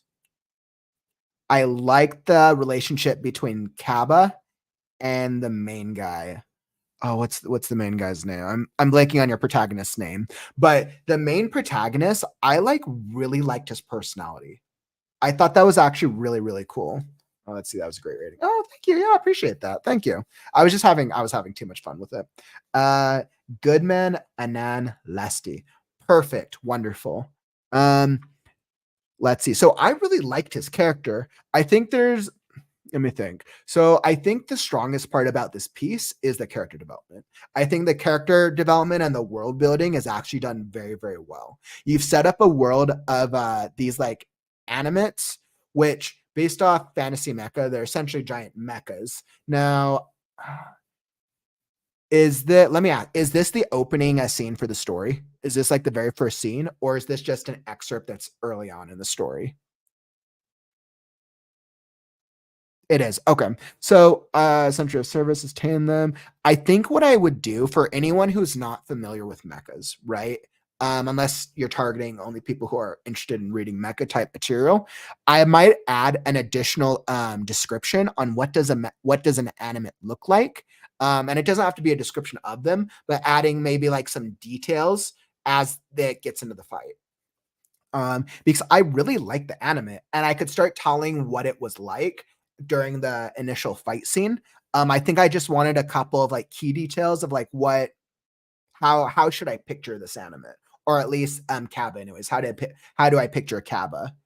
I started getting a better sense of the other anime, of the rogue-like one, which was super cool just based off its movements, and I could tell that was very intentional on your part, and that was great. I think because it sounds like Kabaless, Cabalus. It sounds like because Kaba is basically probably like one of the main animates. I want to get a better sense of his character, of his mecha. Animate refusing to turn his back down by makes way to Cabalus. My animate. I lift the tire, make Kaba's eyes, and spin out of the way as it lunges forward. Yeah, so I want to get I describe him later, but I can move it in earlier. Yeah, I think that would help. It doesn't even necessarily have to be like the early, like it doesn't even have to be on the first page, but I think setting it up during like their initial fight scene, and it doesn't have to be a full description, but giving just like a couple key details, I think would help me be able to better track the Kaba's like what is an animate, especially because so much of this novel, like Kaba is probably such a predominant character. But I think the action that's taking place works out really, really well. I think it's interesting. Let's say I describe him later, but I can move it to earlier. Okay, awesome. Let's see. Animate Ona stands up, tossing up a tarp, the form of the dead god. I like the references that you have to the world. Once again, the form of the dead god is Shia. That's cool. I love that. I love when you make references like that. I motion to Marcetta, who walks forward. Really refusing to turns back to Onus, where he makes his way to Cabus, my animate. Yeah, and I think because I want the descriptions, because I want to better understand, like when he lifts the tarp to look at Kaba, what is the reader looking at? When I hear animate, and for let me just clarify, I'm not somebody who watches a lot of mecha stuff, but when I hear animate, I think of like abomination. I think of like an abomination type creature. And I think that would help. He's vert and ermine, which is herald speak for green and white with distinctive black spots. Awesome. Perfect. He's vert and ermine, which is herald speak for green and white with that's awesome. Is he so as a mecha, is he like excuse a mecha? So is and this could be due to my unfamiliarity with mecha type of stories. Is he entirely like a giant like transformer? Is it like an entirely giant like mechanical being? Is that the way that it's pictured, or is like the animates in your world, are they like a different type? I think these are just a couple random questions that just come to mind personally, and it could just be a me thing. But I like that he's Vertinerman for which is herald speak for green and white with distinctive black spots. And you see, I like that. That's interesting because then I could even see in this moment, I lift the tire, meet Kaba's eyes. I would like if I was rewriting this sentence, I'd be like, I lift the tarp, meet Kaba's eyes, around the distinctive. I meet Kaba's eyes, and his face covered by the distinctive green and white, or the distinctive and white with covered by the distinctive black spots. Green and white. Yeah. So I lift the tarp, meet Kaba's eyes, and see his face with the green, white, and distinctive black spots. I think that's how I would go about it. Because I would even it would just be like a little thing. Because I'd want my reader to be like clearly like see beyond like what types of eyes. He's rock and clay humanoid. The pilot's right on the back. You see the pilot writing on the back, that actually made sense because the way that you did a really good job setting that up in terms of the way that your main character interacts with them. I think that was well done. Leather and shield. Yeah, and I think the leather and the shield, that makes sense because you had the other mechas. You had the other animates hop in at the end, the one with the shield. So I think that made sense. He's rock and clay humanoid. That's actually pretty cool. And that's like that, like the rock and clay part, you necessarily don't need to like do the description in the beginning, but I think there would be opportunities in the action to show like, oh, he swings and his like clay arm smacks against the thing, or rock as he stands up, pieces of rock tumble off his form. I think there's definitely opportunities where you could just like add little details to give a better sense without having to do like a full description. Marcelo takes a step back. So that's good. Yeah, the character description is very, very well done. I really like the main character. He has this sense of being like, he's extremely proud, but he's also has like a very like aggressive personality from a very it sounds like a very difficult upbringing based on the type of culture that he comes from. So I like that.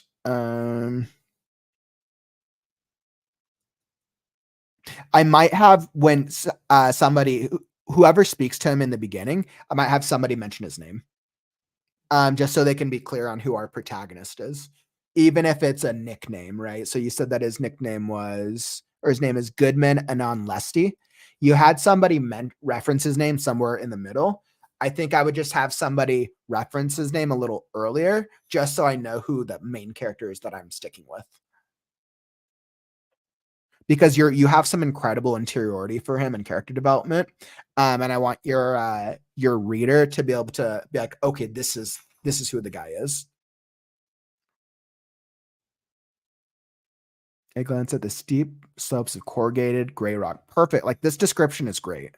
So like you do a really good job at description. I think it's just determining like where to leverage descriptions in the character description as well. Below piercing sun and shocking blue skies. I bring my mind back to stones, back to vigilance. Marcetto trembles as he undoes, and I keep Keba.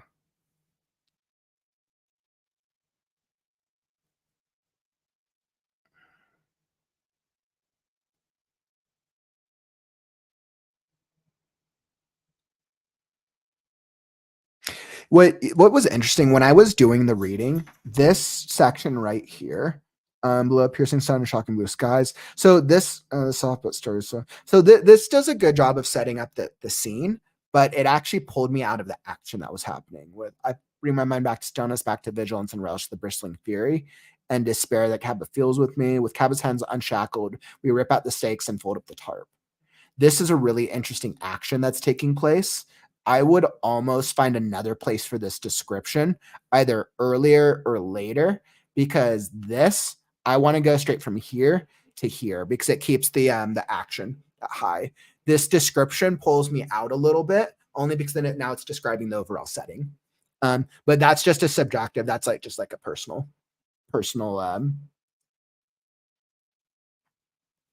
statement, personal thing. All right, the Badlands pose a few dangers. The tribes of Wildmen. I like this because we're talking about danger, so it feels like the stakes are kind of up there. God Shadow, that rogue animates are rare and won't appear in numbers. Make their home. It's far enough south from the God Shadow. Like, this is really interesting. I like want to know more about the God Shadow. Like, this is, of all the descriptions of the environment, the God Shadow stands out the most. Like, this is essentially what I want to hear more of. Yeah, the God Shadow is really interesting. Perfect. Let's see. And then what else do I add? The animates, that rogue animates are rare and won't appear in number. Herds of deer scatter. That's good. Just walk on skin. And like, I really like it was hard to play, so I'll give it another shot. Yeah, I think it's only so you can keep the reader in the action, because essentially when I think about the action, it's Kaba is revealed, or Kaba is unshackled, and Goodman is with him. They're walking, and then rogue animate attacks.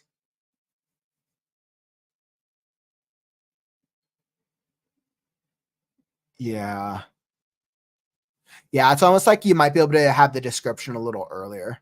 And then just have the rogue animate attacking right after he's unshackled to keep the momentum going. Let's see, animate. Yeah, I think my favorite part of this excerpt was the action. I think the action sequence between Kaba and the rogue animate, perfect, very well done. Even though like I don't know too much about animates and I don't understand too much of the world, I think the action is so well done, it keeps it engaging and it makes me want to learn more. I'm like, oh, what's a rogue animate? Like, oh, that's cool. They're dodging bullets. Okay, these giant creatures. Clearly they're agile. And you do some really good description. You rush forward and Kaba grabs the quarterstaff. That's perfect.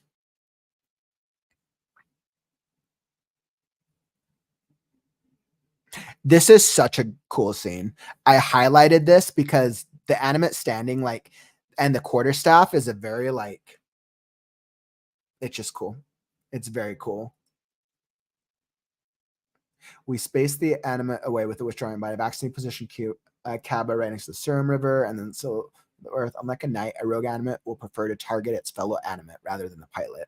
This, and I highlighted this because this excerpt, if you were ever able to like share excerpts with others about the story, I would almost do this the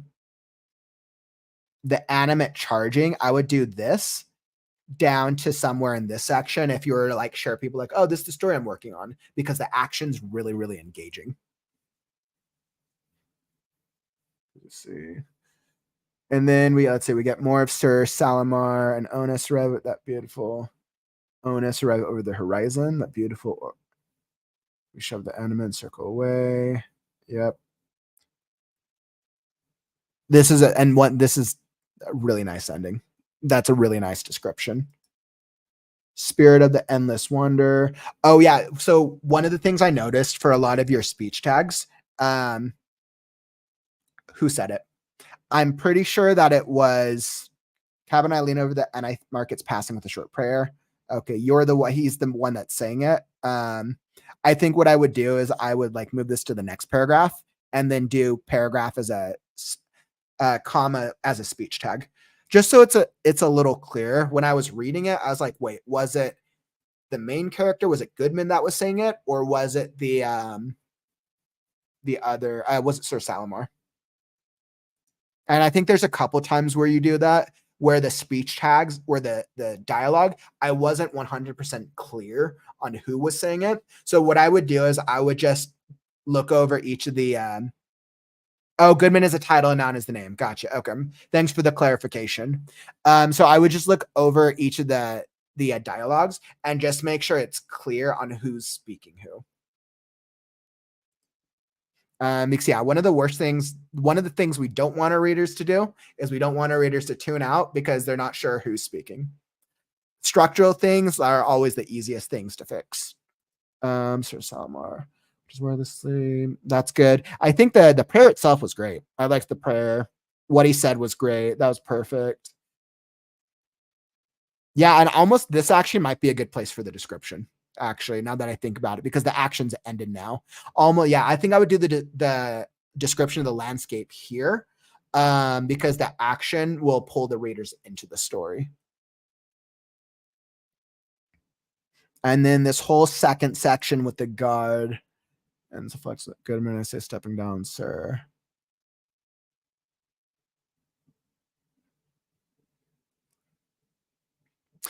So my only challenge with this dialogue is, how do you want your reader to feel about Anon?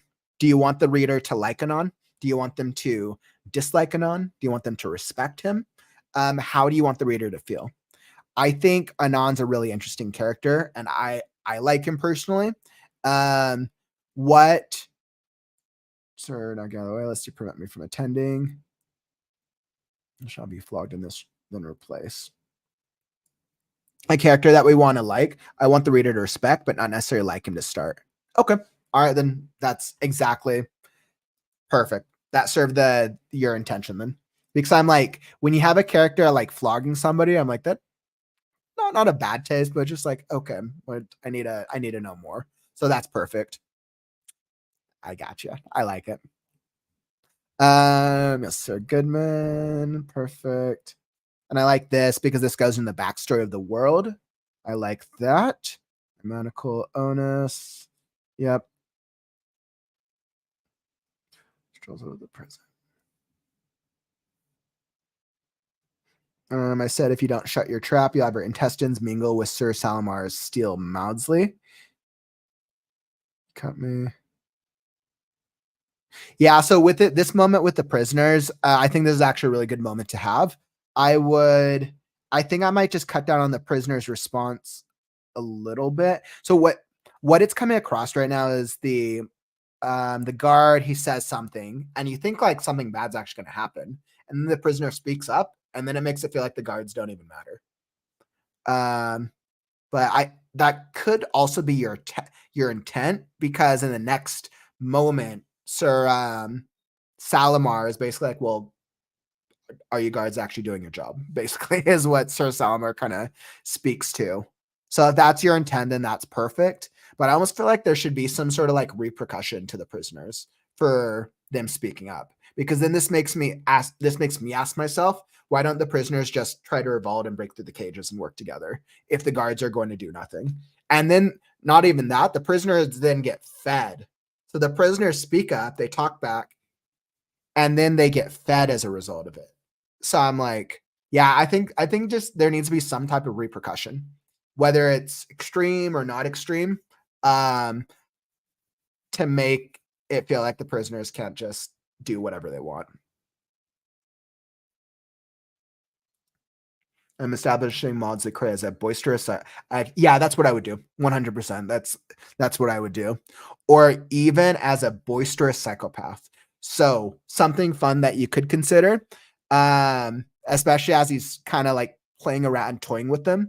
He could have like a bunch of different food that he's about to serve them, drop it all on the ground, and then give them one food to fight over, and watch them like fight over the scraps. I think you could have a lot of fun with that moment, actually, and there's so many different things you could try. But I think it's the way I would look at it. If he's a boisterous psychopath, then he probably looks at them as like maybe animals or non-human things, possibly, and then having him treat them as such.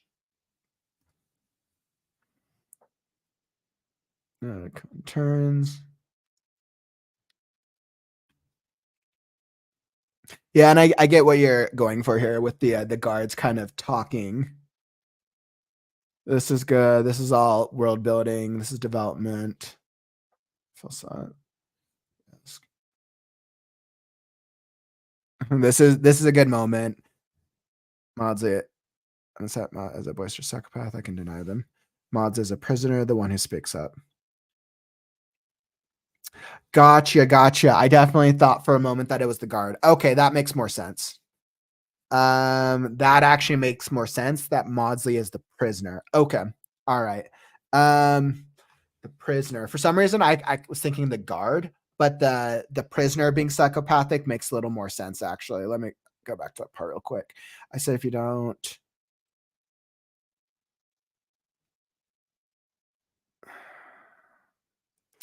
Let's see, a prisoner. You want the prisoner to come across as psychopathic.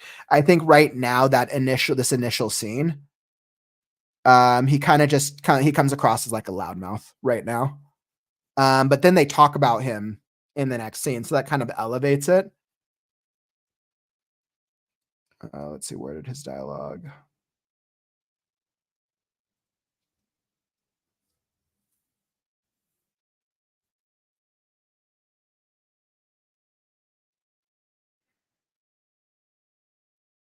Yeah, so if he's psychopathic, I would have him say something that's very like insane. I could have the guards happy the printer. I was like, Curly take up. Yeah, I think that would be good. As long as like you don't care that Maudsley and the prisoners are going to be at war with each other, but like I think that would work.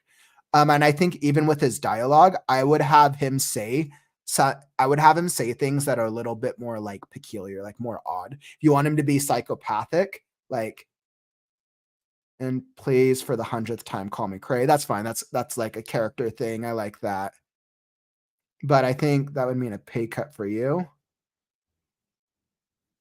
I think I would just like push his language even more to make him come across like weirder or more peculiar. So I want him to stand out.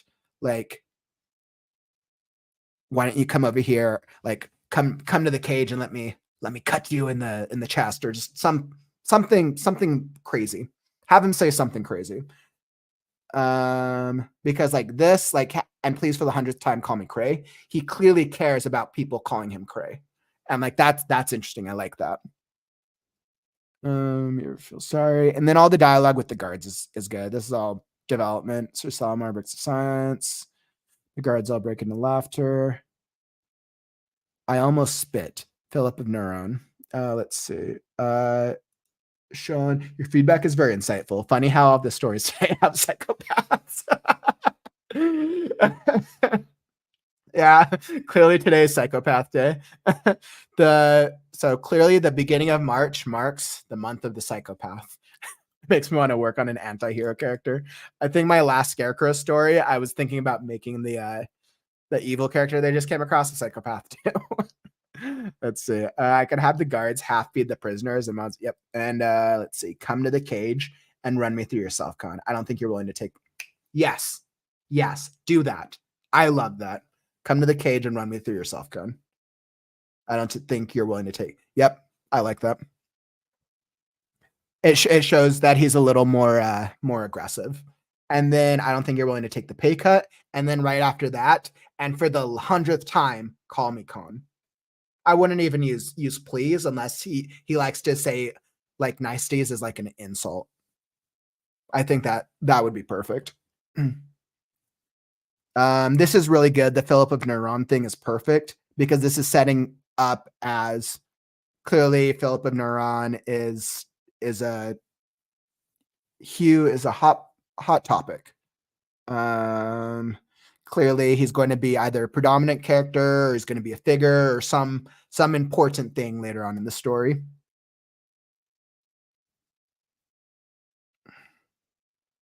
Yeah, perfect.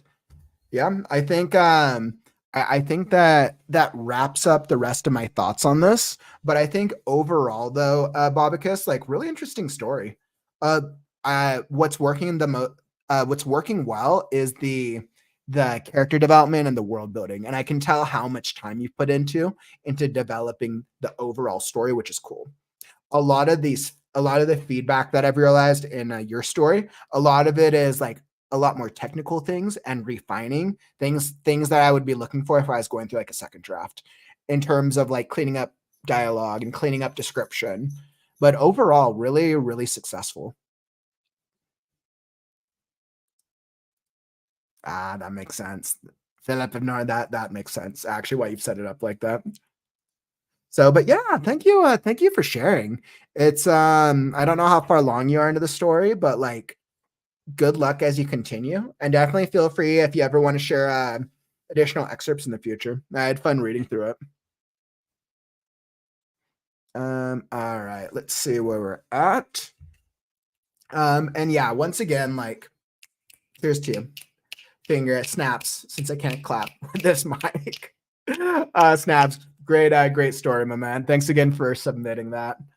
All right, let's see. I'm at like 2.5 times the words of this already.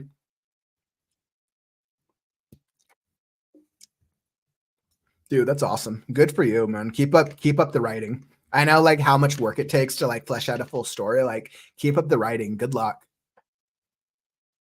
I don't know how popular like the mecha fantasy genre is. I know for animes, mecha fantasy is like huge, but for like novelizations or short stories, I'm not sure. I actually don't really know the market at all, but I hope it's probably a really good.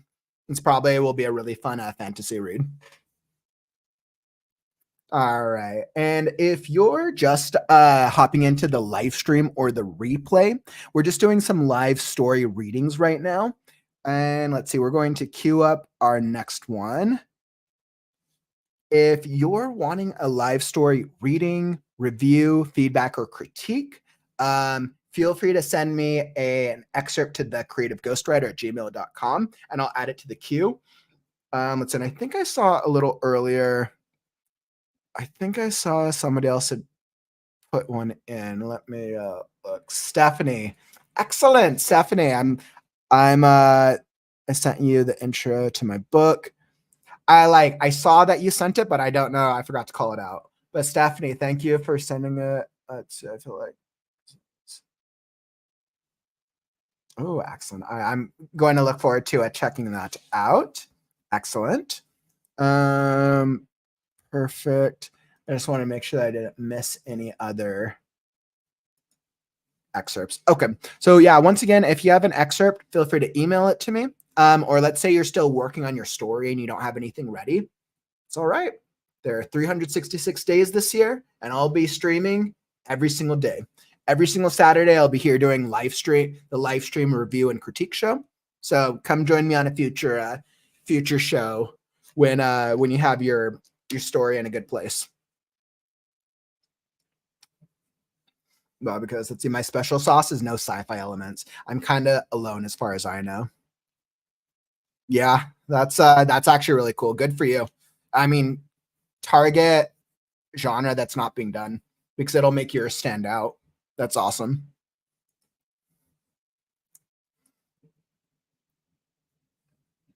All right, so let me throw up my next banner.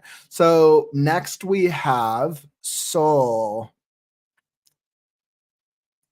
All right, Pirates by Soul. Soul, if you're in the chat, holler, say something. Let me know that you're here in the live stream.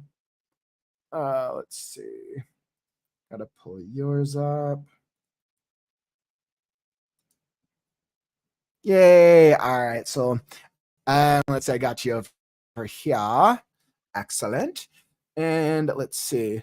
So Soul, once again, thanks for turning in another excerpt. So if you've been on any of the past live streams over the past couple Saturdays, we've been able to go over a number of Soul's excerpts from the book Pyrates, which I believe, Soul, you had a message that you had just finished it, or that you were either almost done with it or you had just finished it. I was like, I forgot where I was reading that. Let's see, Soul, which I think is super extremely exciting. Let's see, excellent. Awesome. But yeah, really great work. So if you've been tuning along the past couple of Saturdays, Soul's story is a Pirates. It's called Pyrates. I wanted to the last couple excerpts that Soul sent that I read through was a lot more character development and description. And I know I mentioned last week, I'm like, well, I'm interested in these characters. I want to see like what they can do. So like, Soul, thank you for sending this excerpt because I know you said this has a little bit more of their abilities and the action. So I know I've been looking forward to reading it. Let's see. And then for anybody who hasn't heard the recent excerpts, real quick, this is Pirates is set in a distant future where the world is a vast expanse of water and scattered islands echo the golden age of piracy. Kasai, a 17-year-old, is forced from his village after a devastating storm. Alongside a group of pirates with an unknown connection to his mother, his quest to find his missing father thrusts him into the sight of a formidable pirate. But their interest in him is a mystery. So I wanted to give a little brief excerpt if you haven't tuned in so far. So I was like, it's probably going to be like a crazy fight we're about to see. And you're like, oh, it's nothing.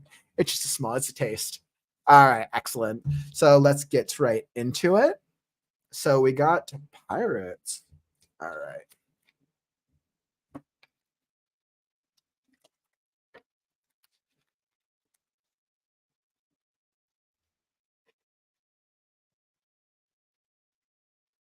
All right, so Pyrates, let me pull this up. And I know, Soul, you gave me some pronunciations, so thank you for that. This will help me be able to better enunciate all the things. All right. I want to make sure you guys can all see it. All right, and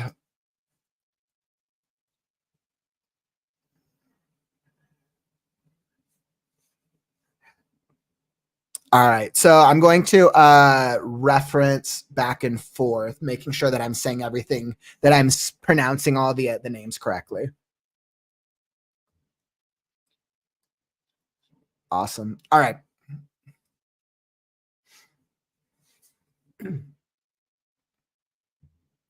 Pirates Excerpt, Chapter 25.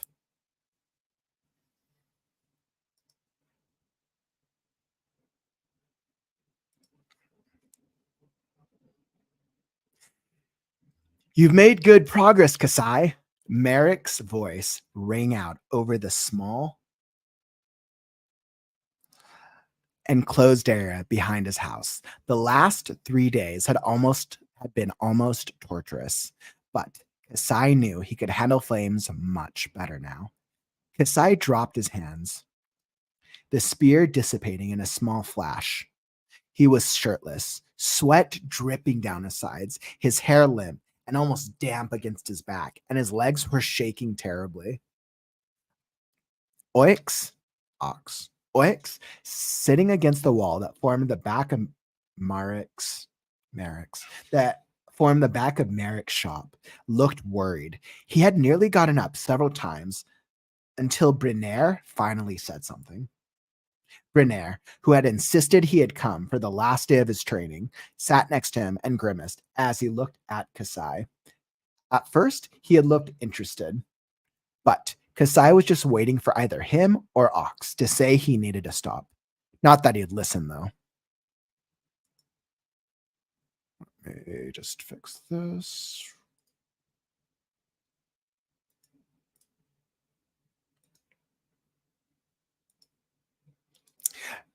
Merrick glanced at the two men, still uncomfortable with them there, despite Kasai almost having mastered his heat control on the first day.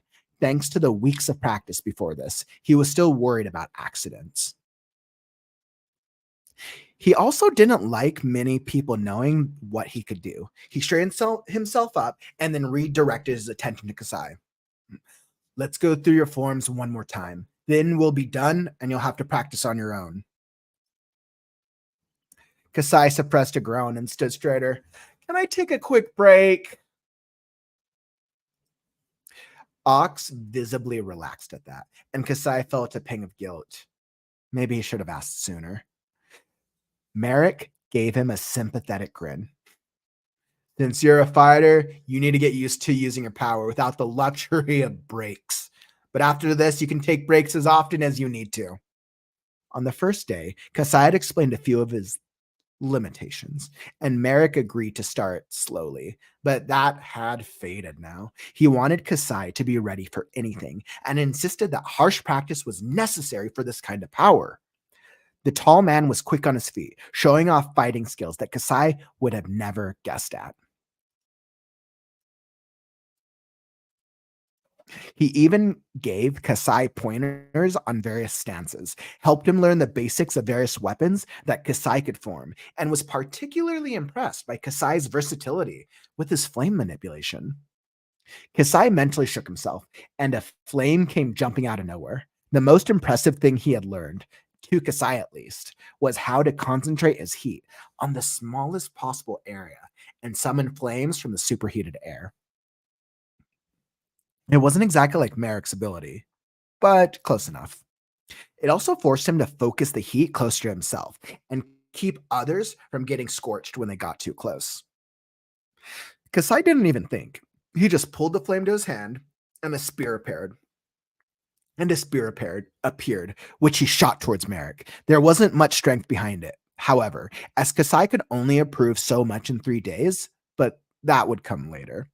Merrick deflected the spear with ease. Not bad, but you can do better. His own sword, an older style called a broadsword, glowed briefly. Without responding, Kasai flicked his hand, and the spear suddenly turned in midair and came rushing back, the back end flaring as it added propulsion to the weapon. Merrick jumped back as the tip caught his shirt, a Kellet wool fabric that was difficult to rip, and looked surprised at the little tear. You've been practicing. Kasai suddenly shot forward, twin flames forming into daggers in his hands, and Merrick barely had time to jump back. The big man grinned. Getting serious today? If I'm not, Kasai flashed the daggers at his stomach, going to be practicing. Merrick dodged, and the flames grew larger in his scimitars. Kasai nicked his shirt at the shoulders. With you after today. Merrick's grin faded. The scimitars combined and widened into a broadsword. Then I need a slash cut through the shirt, and Merrick snarled. To practice as hard as I can. Merrick dodged back and shot up the ladder to balance on a narrow sill, kicking the ladder away. He was panting now, his shirt smoking where Kasai had caught it. His eyes narrowed as Kasai stopped near the back of the space. Kasai didn't look away from Merrick as a new, slender shape formed. A thin, bright, glowing line connected the gently tapered points, forming an old-fashioned longbow, and Kasai grinned as the arrow formed in an instant. Slightly longer than before, but still thicker than a wooden arrow, the point was slight, and the white light, encased in the pointed arrowhead shape, visibly swirled. The 3 flares on the back were larger than before. Before Merrick could react, Kasai had shot the arrow with almost blinding speed. The point embedded itself in the stone wall at Merrick's back, the point not 1 inch from his face. The 3 men against the building just stared as the bow dissipated, and Kasai sank to his knees, still grinning. The arrow had been manually propelled, but that was only a last-minute decision. Kasai wasn't sure how often he could do that. Ox was the first to react, racing to Kasai's side.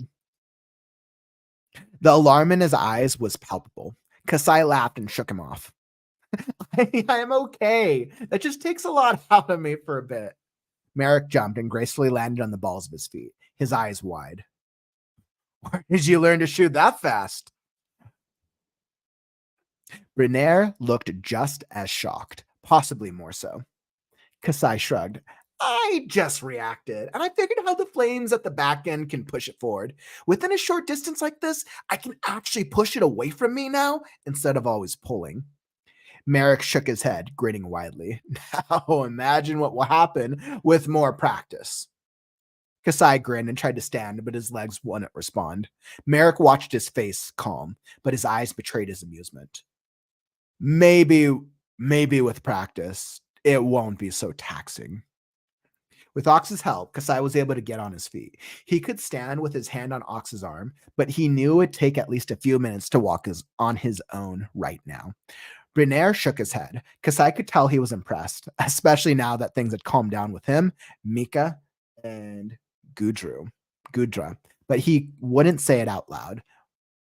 Well, I think things on the ship will be more interesting now. I think the captain will ask for a demonstration of this as entertainment later.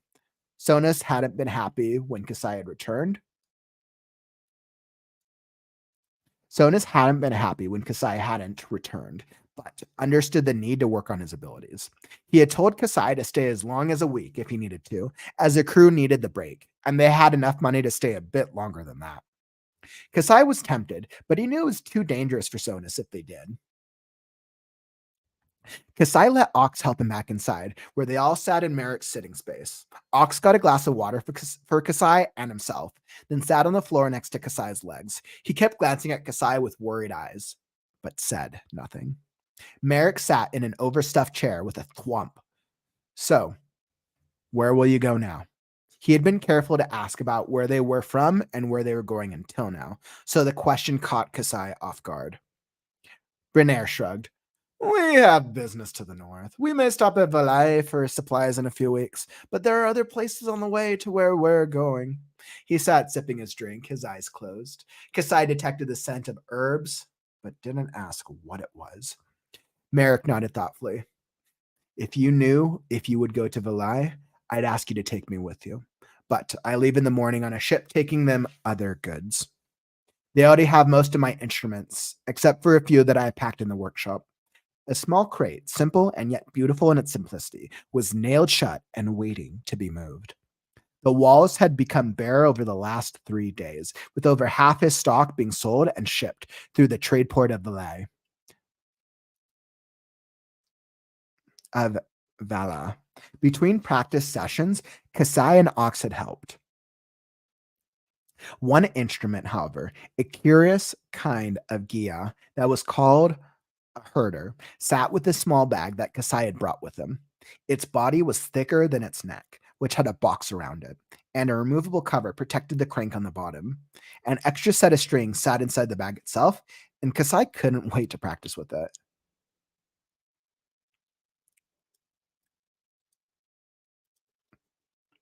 Ox, his fingers wrapped around the flute. Kasai had seen him staring out when they first got here. He looked up. Do you think Kasai will do okay with his ability? He didn't sound judgmental or hostile, only worried. Kasai looked at him sharply, his expression pained. He wished Ox would have more faith in him. Merrick nodded, smiling. Yes.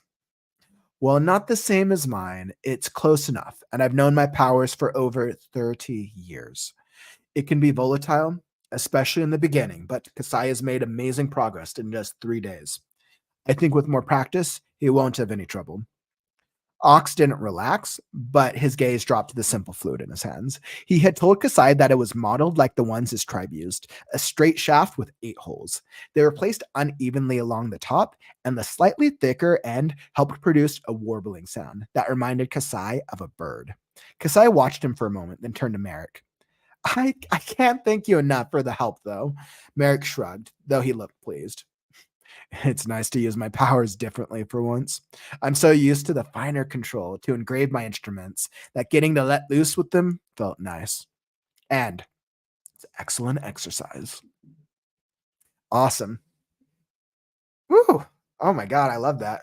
So getting to hear and see more of the action in it was actually really cool. I think one of my favorite parts, the fighting between them was a lot of fun. And I think one of the most successful portions was here when the way that you mix the dialogue with the action felt very successful. I felt that even though there was action in between each of the dialogue sequences, and even though this is basically just Kasai's one line, it was very successful. It was really well done. That was cool. Super cool. Oh my god. I'm glad that I could finally put the abilities to the characters' faces. And I hope I didn't butcher too many of the names too much. Let's see.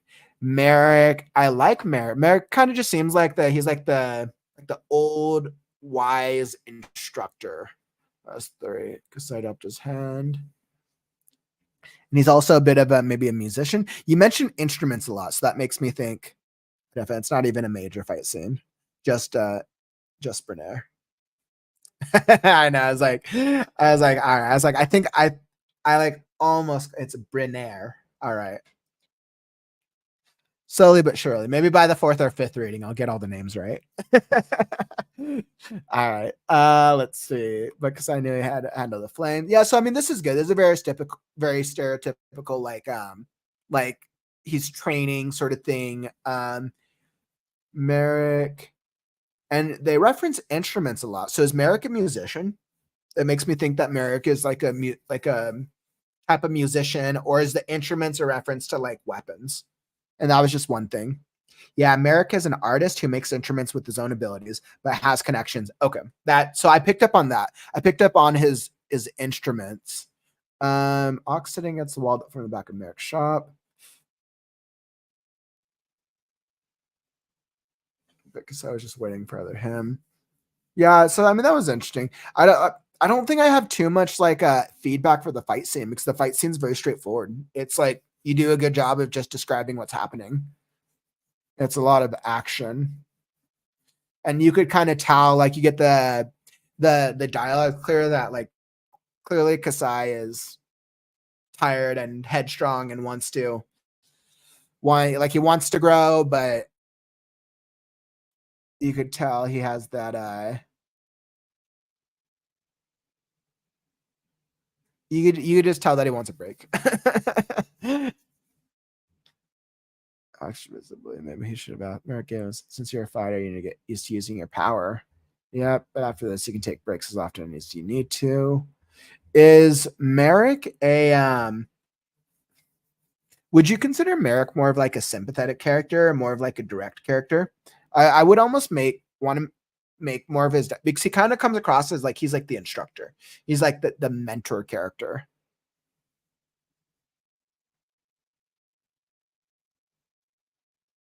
And I mean, I guess right now Merrick is very like sympathetic. Okay, sympathetic.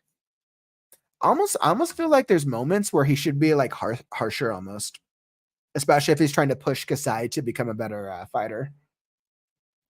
Because you definitely get the sympathetic part from his dialogue and his action, and especially the way that he responds to Kasai in their fight. You could tell that he's impressed with Kasai's abilities, which is cool.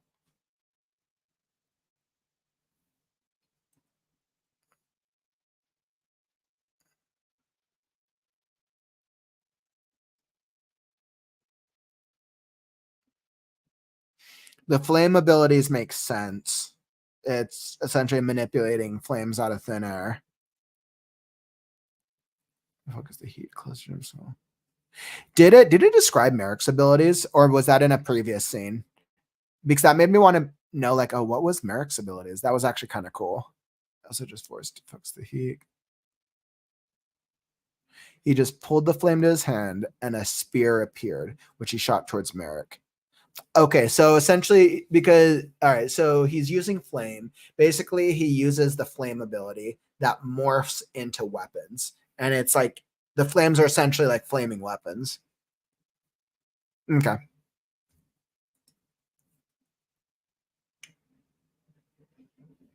Previous moment, but it's barely touched on.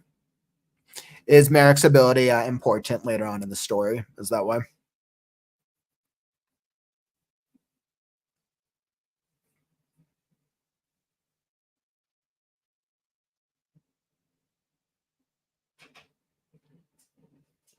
Because it almost feels that, like, if Merrick does have an ability, as I mean, assuming it's not like too crazy, it almost feels like his ability, like he should use it at some point in this thing. Not as like, no, he doesn't show up after this in the first book.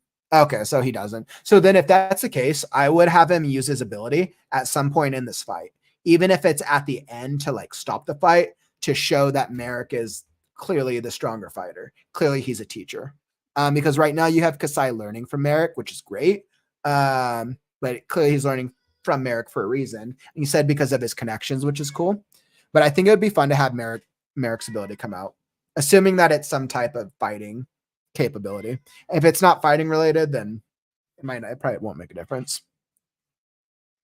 I like the way that the weapons come into action. The way that he's using his the heat to form these weapons. I think that's kind of cool.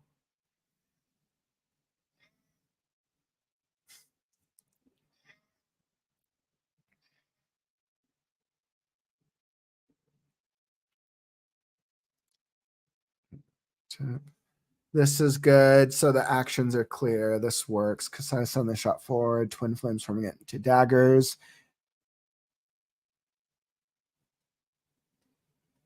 Yeah, so it's like the action sequence itself just worked really well. I'm very happy with this. I touched upon how this was my favorite scene right here. Become the whole ladder scene works. That's interesting. Because I didn't look away from Merrick as a new slender shape formed. Then a bright glowing line connected the gently tapered points, forming an old-fashioned longbow.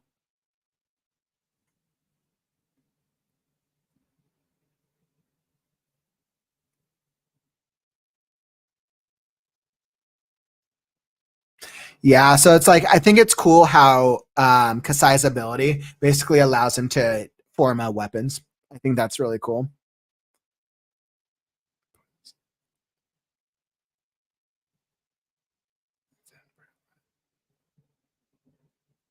So in forming these weapons, does essentially the weapon forms when Kasai basically I'm trying to envision what I'm seeing. So Kasai channels a flame into the air. He channels flame, fire, energy, and then the fire grows and it forms to become whatever weapon he's trying to shape. Because it seems like the way that the arrow forms is different than the way that the sword formed previously.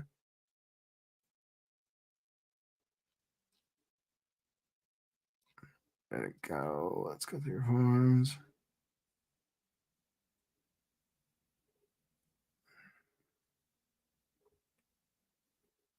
Yeah, so this one, he just pulled the flame to his hand and a spear appeared. There wasn't much strength behind it. So flame turns into a spear. And then the second one with the bow and with the arrow, pretty much, but the amount of fire in the weapon is great enough. It's as physical and hard as steel. Okay. Yeah, so I think that makes sense. So this one's clear that flame becomes a spear. And then I think in this, he had to, where was it? Son of been happy. Where did that scene go? So but then slightly okay, Kasai Grand. Where is it? Kasai didn't look away from Merrick as a new slender shape formed. A thin, bright, glowing line connected the gently tapered points, forming an old-fashioned longbow. It's like, this is clear. That part's clear. Arrow, bounce on an arrow, still kicking. Near the back of the shape. So I think this part right here, just reword. I think I was in the moment, I was confused. I'm like, all right, a new slender shape formed. I was like, slender shape of what? And then it's like, oh, okay, it was an ability. This made sense, forming the arrow, the bow and arrow, like that. That makes sense. But I feel like it should almost be some sort of like fire reference, because that's what you used previously. So that way reader doesn't get pulled out of the action.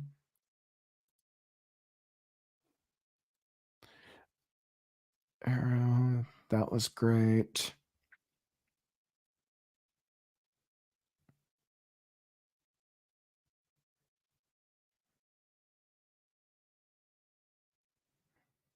Yeah, and I can tell with just how much like his character is developing, just through the sequence and through his the other pirates' reactions.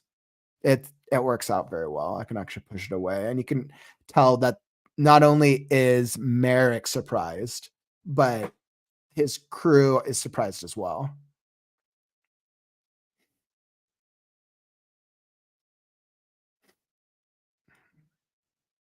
This is funny. I almost want more like comedy from Merrick. There's like, and you said like Merrick basically won't come into it in the rest of the book, but like I kind of want a little more comedy from him. I think right now Merrick's character, I can't tell if he's like the wise old instructor, or like the young not the young, but more like the aloof, like you'll see him in book. Okay, yeah. So he comes back in a while. Yeah, so then essentially like make him, I would say like I would make him a little more memorable then, in terms of like his backstory is interesting, but I would almost like, what is it? What was that? I think there was a character kind of he almost reminds me like he could almost be like what anime was it? It's gonna bug me. I think it was from Naruto. I think it reminds me of one of the instructors from Naruto. I can't remember which one. It's been so long. Let me think. Kasai gets back to his feet. Bernardo, I think things on the ship will be more interesting now. Yeah, no, that was fun. So you're referencing the captain, even though the captain's not there. This is a reference to the crew. So I understood the need. So this all gives backstory to what's going on. That's all fine. That works.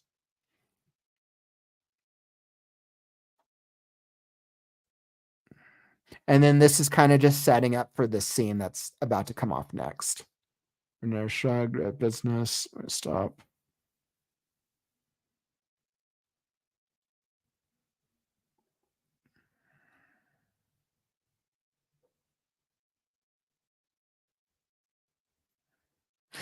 Yeah. So so the pirates dialogue is good. I think it's once again a small crate ship taking them. I think it's once not Kakashi. I remember Kakashi, but there was actually another one. He was an inspiration. Oh, really? Okay, so maybe that's funny then if I was getting that the Naruto vibes in. That's kind of cool.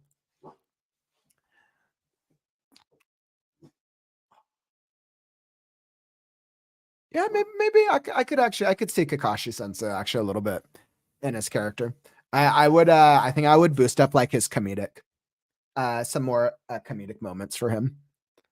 And I think once again, like with his dialogue here, I think I would, but I love morning. I would like adjust his dialogue in a way that where he either says things more as a joke or more straightforward.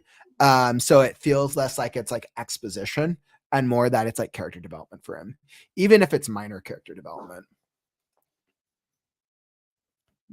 Compared to the last 3 days, over half the stock being sold and shipped. One instrument. I thought the instrument was really cool.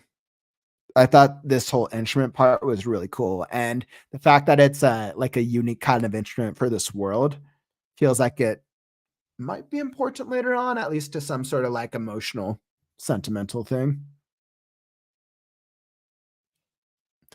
Fingers wrapped on the flute. Yep, you can tell how much Ox cares. It's coming to care about him.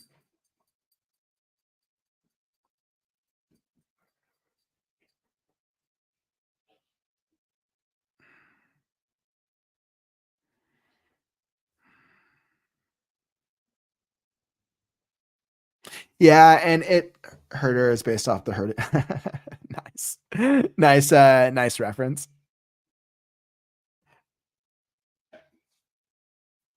Turn America.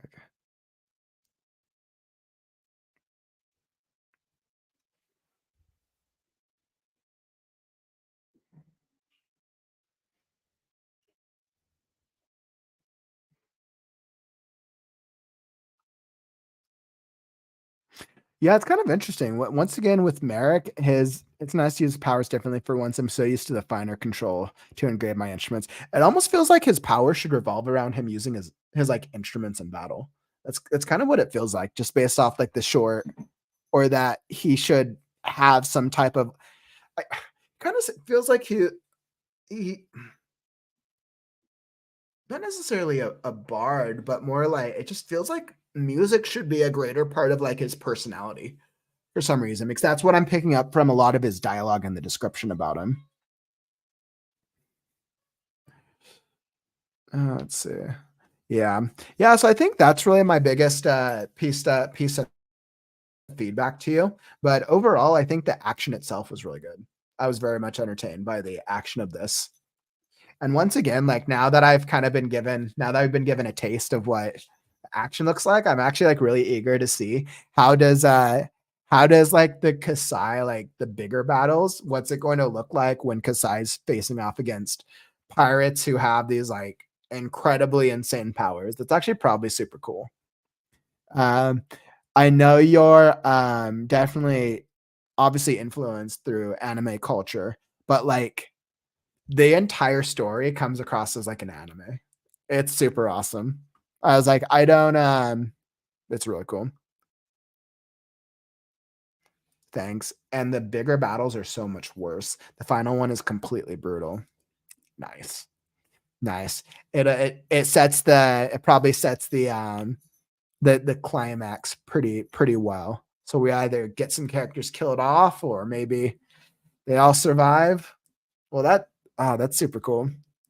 That's awesome. I feel yeah, I definitely feel like this could also be an anime. After you develop the book, find an animator and you start animating this, because this definitely could be an anime as well. I think it's because based off kind of like the character, the way I think it's the way the characters' personalities are between Kasai and like the other pirates. Definitely a really good opportunity. So, but yeah, thank you. Thanks for sharing those, Soul. That was actually once again a really cool excerpt. I had fun going through this. I think every single time I'm going to like slowly, hopefully improve at fine tuning the character voices for you. So yeah, thanks for that. That was awesome. I'm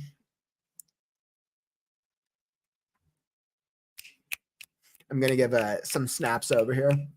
And by the way, if you're here on the live stream or you're watching this on the replay, so I know this book will be coming out at some point coming soon. A lot of the action inspired by One Piece. Thanks for the feedback. Yes. So if throw in the comments, I share that link your book if anybody wants to check more out. So can you throw up your the link to your book's website in the comments, so that way if anybody wants to go check you out? Because that was super cool. So if you're feeling like you need some more pirates in your life, check out Soul's book, piratestheseries.com. It's turning out to be a cool little read. And plus, if you read through the first one, it sounds like there's a series or at least a trilogy coming out. So you're in for an experience. Awesome. All right. Perfect. Thanks so much for sharing, Soul. Appreciate you. All right. So what I'm gonna do is a trilogy. Woo! I was right. The trilogy. Awesome. So thanks for sharing that. Let me hop over.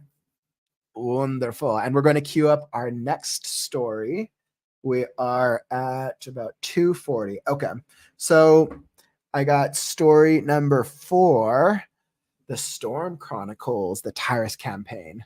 Calvin Hammond. Calvin, are you in the chat? Just say something if you're here in the chat.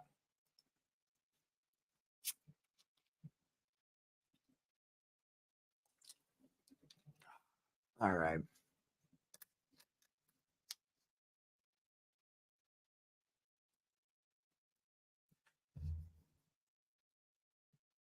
Perfect. Excellent. So once again, Calvin, thanks for submitting this. Appreciate you.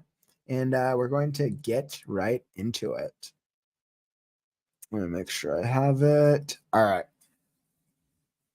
So if you guys haven't checked out on some of the previous streams, we actually did the beginning excerpt of this story earlier on in one of our previous streams. And it was super cool. It's a futuristic story, a war story, very fun. I had a lot of fun reading the characters. So we're going to see what turns up in this excerpt.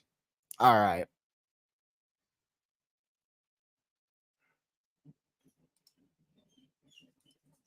Okay. So the Storm Chronicles, the Tyrus campaign excerpt.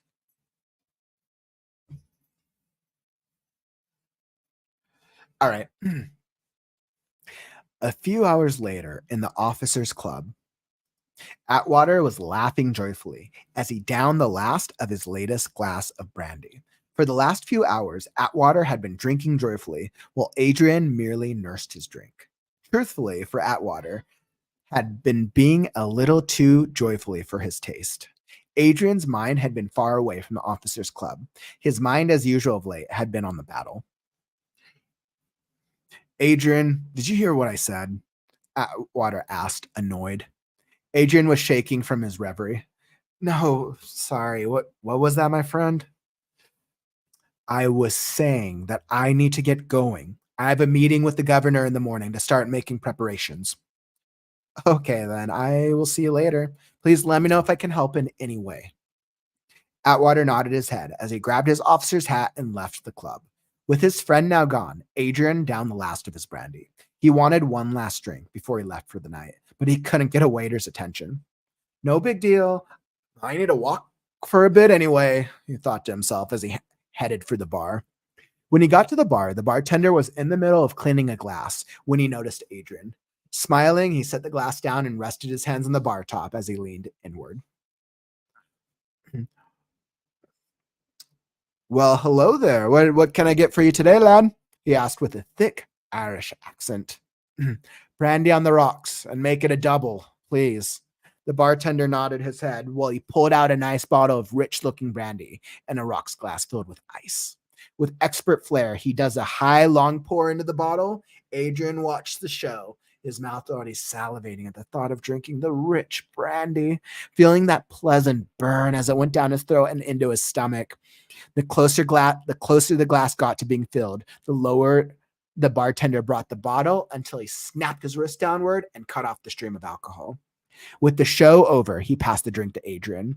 He stared at it for a minute, planning to drink it in one gulp, when he heard someone with a Middle Eastern accent called out to him. Well, it isn't the famous Captain Adrian, the man said as he walked up to the bar. Adrian turned towards the man. He was a bit taller than Adrian with a thick black beard and a bald head. He was wearing an officer's uniform, which made Adrian subtly look at his collar. He saw the gold eagle on it, a captain, one he didn't know. Adrian set the drink down. I'm sorry, Captain. Do I know you?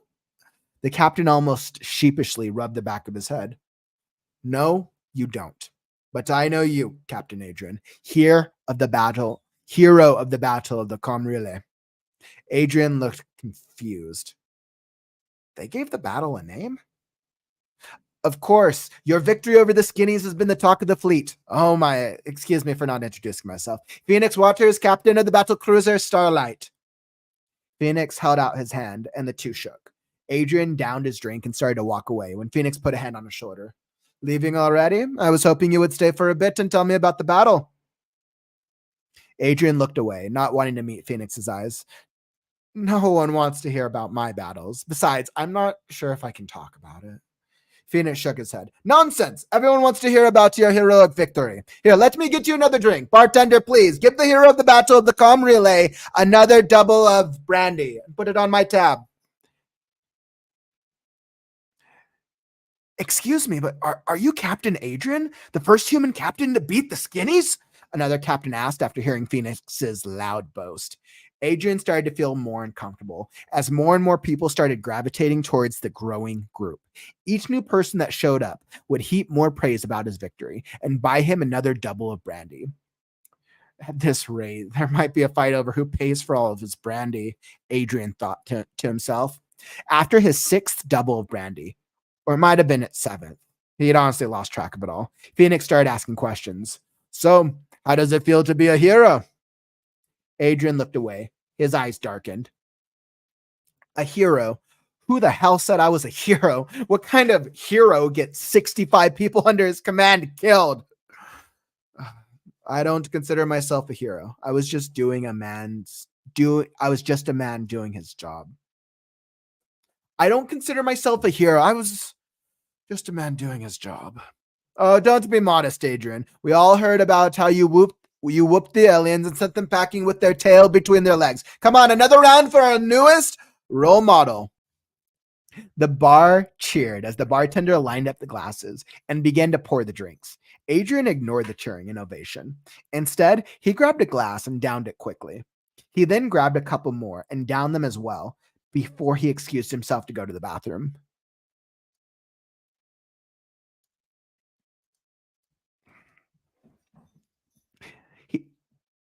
Once inside, he locked the door and walked over to the sink. He washed his face a few times before he stared at his reflection in the mirror. They see a hero, a man who won some supposed great victory. What a joke, Adrian thought in disgust.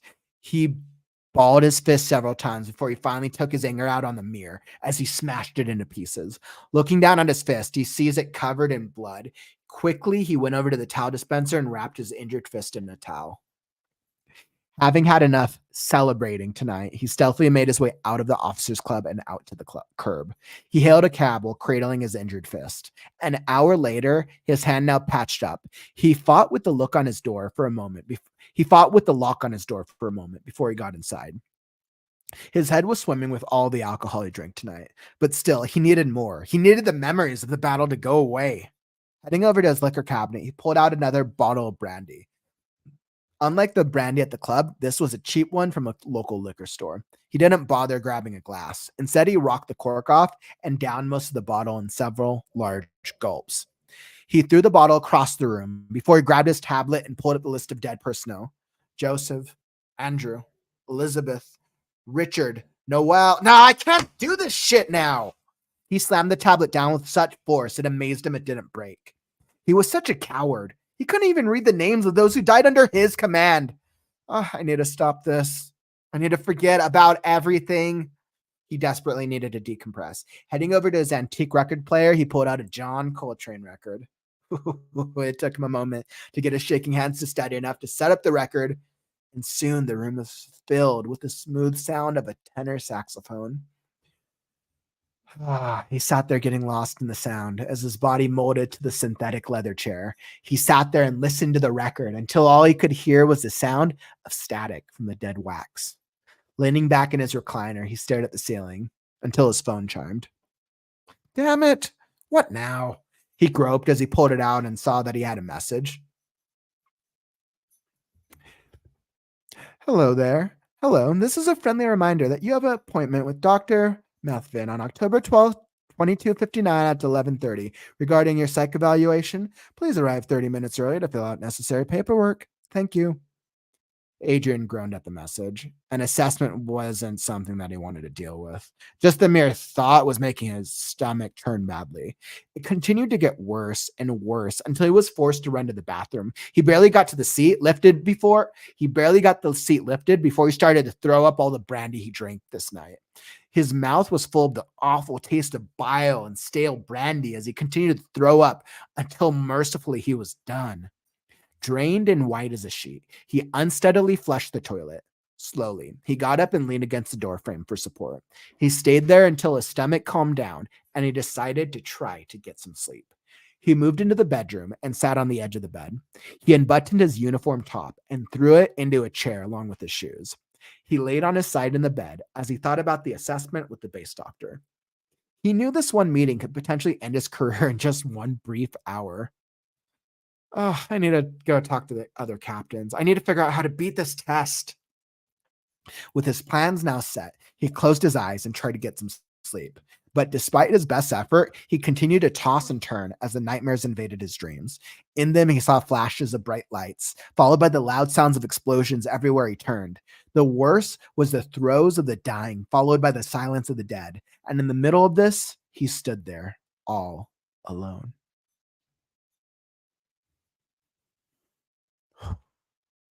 Wow. Nice little excerpt. I love what you're doing with the character development of this character, Adrian. Interesting. You can tell literally how much his PTSD and how much his trauma is ingrained in his entire character arc in every single thing he does. And you do that very, very, very, very well. I think that's actually one of my favorite parts of this. And I think it makes following along with his development throughout it very, it just works. I think what I loved, Adrian. And I think what I loved was in your previous excerpt, the focus was on action and all this stuff that was going on because there was a lot. And this excerpt is focused more on interiority. And it feels like there's a very succinct story that's going on here. Even though two completely different things, like this was really cool. All right, so let's see what we got. So it starts off with Adrian and Atwater, and a lot of this is more exposition, what's going on.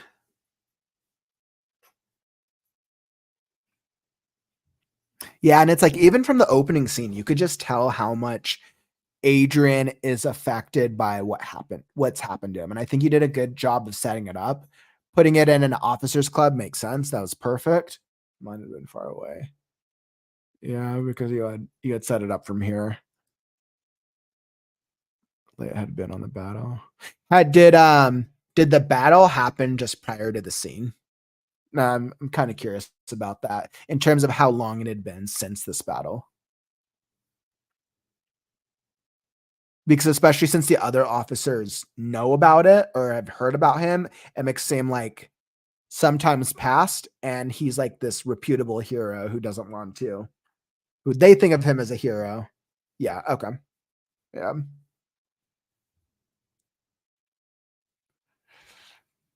Yeah. So based off how several days. Okay. All right. So several days. No big deal. Yeah. So kind of.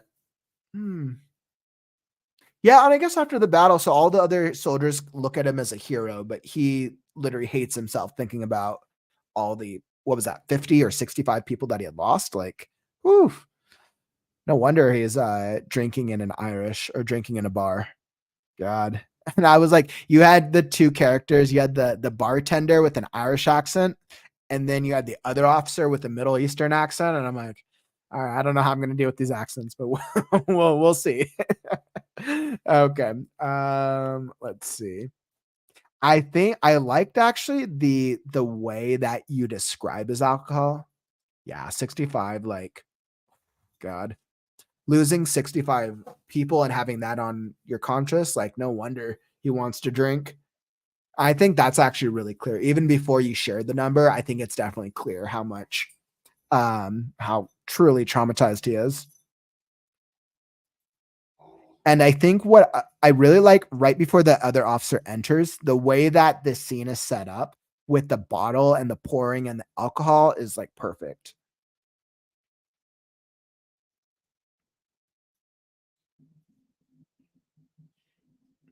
And it kind of makes it think that like brandy is like his drink of choice.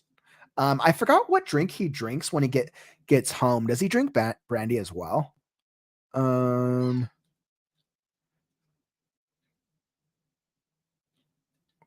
having a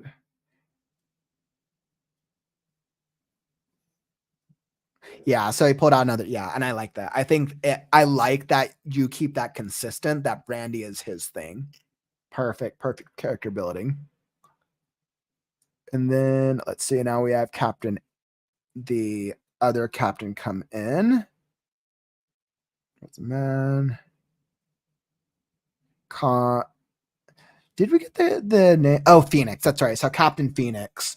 And you could definitely get like a sense of this entire scene of like the other captain comes in. He's like, clearly Adrian doesn't want to think about the battle. And the only thing Phoenix wants to talk about is the battle, of course. And then gets everybody in the bar to want to talk about the battle.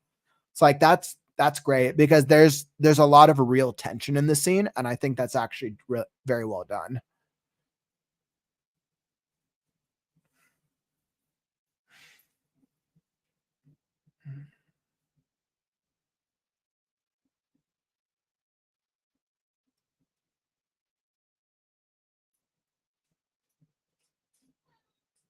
Yeah, and I mean, you give him you describe the captain, you describe what's going on. I think that as I'm thinking of like the overall scene, I think the something that I might add is I might add a little bit more description of the Atwater Club or Officers Club. A few hours later, an Officers Club. I might just provide a little bit more description. Well, like, what does this Officers Club look like? Unless you've already done this previously in the story. Because an Officers Club makes me think that it's going to be like an upscale, fancier club. Maybe you need like some type of invite, or maybe it's only like military only. That's what the feel I get. I get a little fancier. And I think so I can better envision like what does this Officers Club look like, even if that's just like a couple key details in the beginning to better cement the action here. Because then in moments throughout the this piece, when like Phoenix comes in or when the other officer leaves, you can make references to what else is going on in this club and what's special about it. Because I want to make sure that I'm cemented in the scene. But what you do very well is the character development. The character development is on point.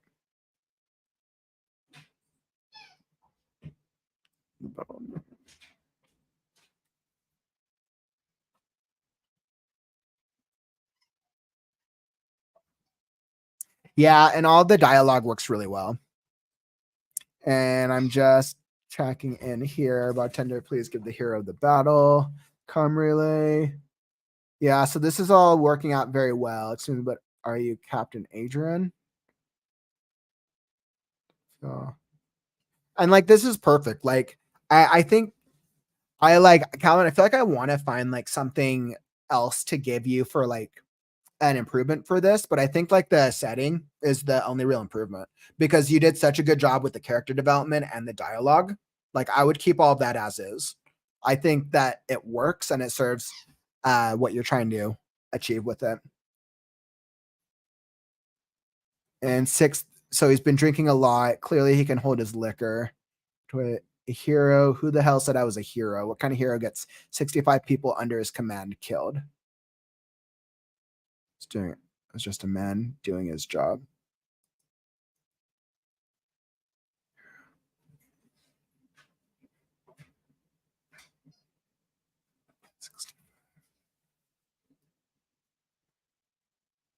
You know what? Actually, so like there was a couple times where he used his interiority, and it actually almost came across like dialogue in the moment. What I would actually do for moments like this, I would have him like mutter something under his breath. If he's been drinking if he just had 6 doubles of brandy, so essentially he's had what's that, 12 shots worth of brandy. I mean, he even if he's a heavyweight, he's still going to be feeling something by this point, clearly. I would almost have him like mumble under his breath, like 65. What kind of hero gets 65 people under his command killed? As like he mumbles under his breath. But then him speaking up, I don't consider myself a hero. I was just a man doing his job. And then this makes it like that's what people actually hear. I think that would just make this particular transition feel a little smoother. Let's see, just looking at comments. By the way, Atomic Elf. Hey, welcome to the stream, by the way, Atomic Elf. Just tuning in. Wow, you've almost been on for 3 hours. You know what? That's what's up. You know what? It's our Saturday live streams. Gotta getting through all the readings and getting through some good critiques for the day. Thanks for dropping by. Let's see, don't be modest. Come on, another round for role model. I like that. Yeah, and this is like Adrian. I see a hero. Some supposed great victory. What a joke. Yeah, so I think because this is already interiority, Calvin, now that he's by himself, I don't think these are necessarily. Since he's thinking of it, it's clear. If he's by himself, it's obvious that it's interiority. They see a hero, a man who won some supposed great victory. What a joke. The thought and disgust isn't necessary. It's just extra since we know he's thinking it. And then him balling his fists up in anger is clear that he's disgusted by it or that he's raged or in anger.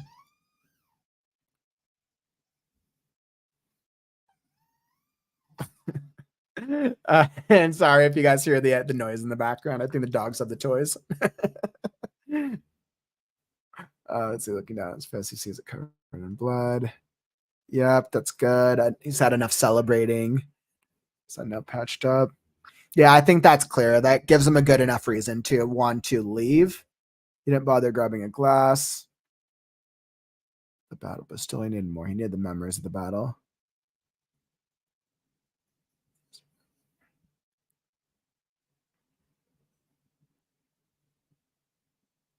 Yeah, so really the transition to his apartment was very quick. And I think that works because he's technically been drinking. So his state of mind is going to be very he's probably intoxicated by this point, clearly. So I think that the transition is fine. You rip the cork off and down most of the bottle. Yep. Grabbed his tablet. Joseph, Andrew. Perfect, because this is showing that he's going back and forth. Names. This dialogue is unnecessary. I think it's kind of evident based off the interiority. I think he could show this through his action, through what he's doing right now. He slammed the tablet down with such force it amazed him it didn't break. And I think this is enough without this dialogue right here. And then clearly him moving from slamming the tablet down to going to the record player shows that he doesn't want to think about it. A moment. It actually almost seems like he should throw the tablet across the room, or he should slam it down enough and it should break. Unless the tablet's important for later, but it kind of seems like it would actually up the tension a little bit if he breaks something. But then instead of cleaning up like a normal person, he just goes and turns on the record player instead. That just a personal subjective recommendation. Decompress, heading over to his antique record player. No, I like the John Coltrane. Nice. I took a moment to get his shaking hands to steady enough. Yep. And the smooth sound. Music relaxes him. He's out there and listen to the record. Which, thinking of music, what music is playing in the gentleman's club? Or in the officers club?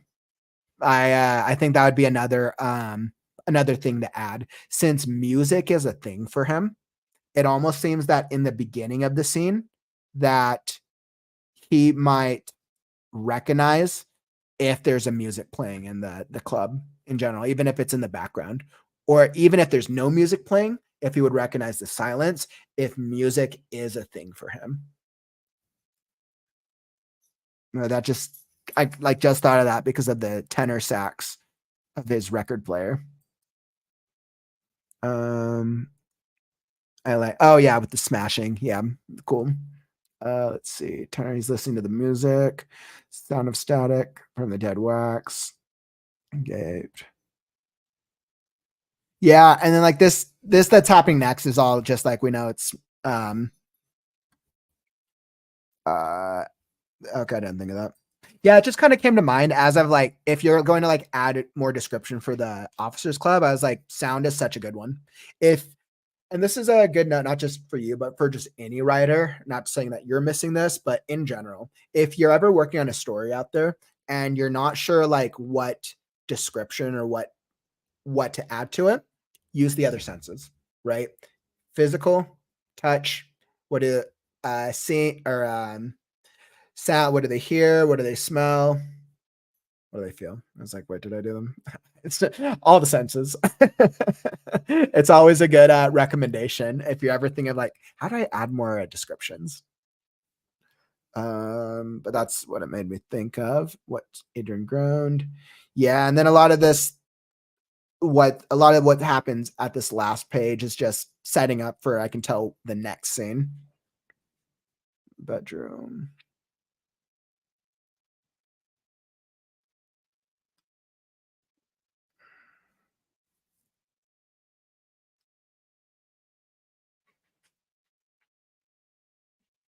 And this is our dream sequence. Yes.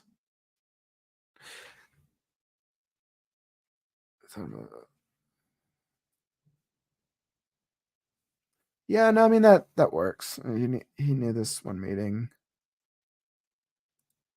If with how much that he's drank, so he drank 12 shots of the club, and then he down almost another bottle of brandy. He would be pretty like intoxicated by now, right? Even if he is a heavyweight, would he be slurring his words by this point? Like all of his like quotes, all of him talking, would he be slurring his words if he's like drink that much? Unless he's like very good with the alcohol. But just something to think about.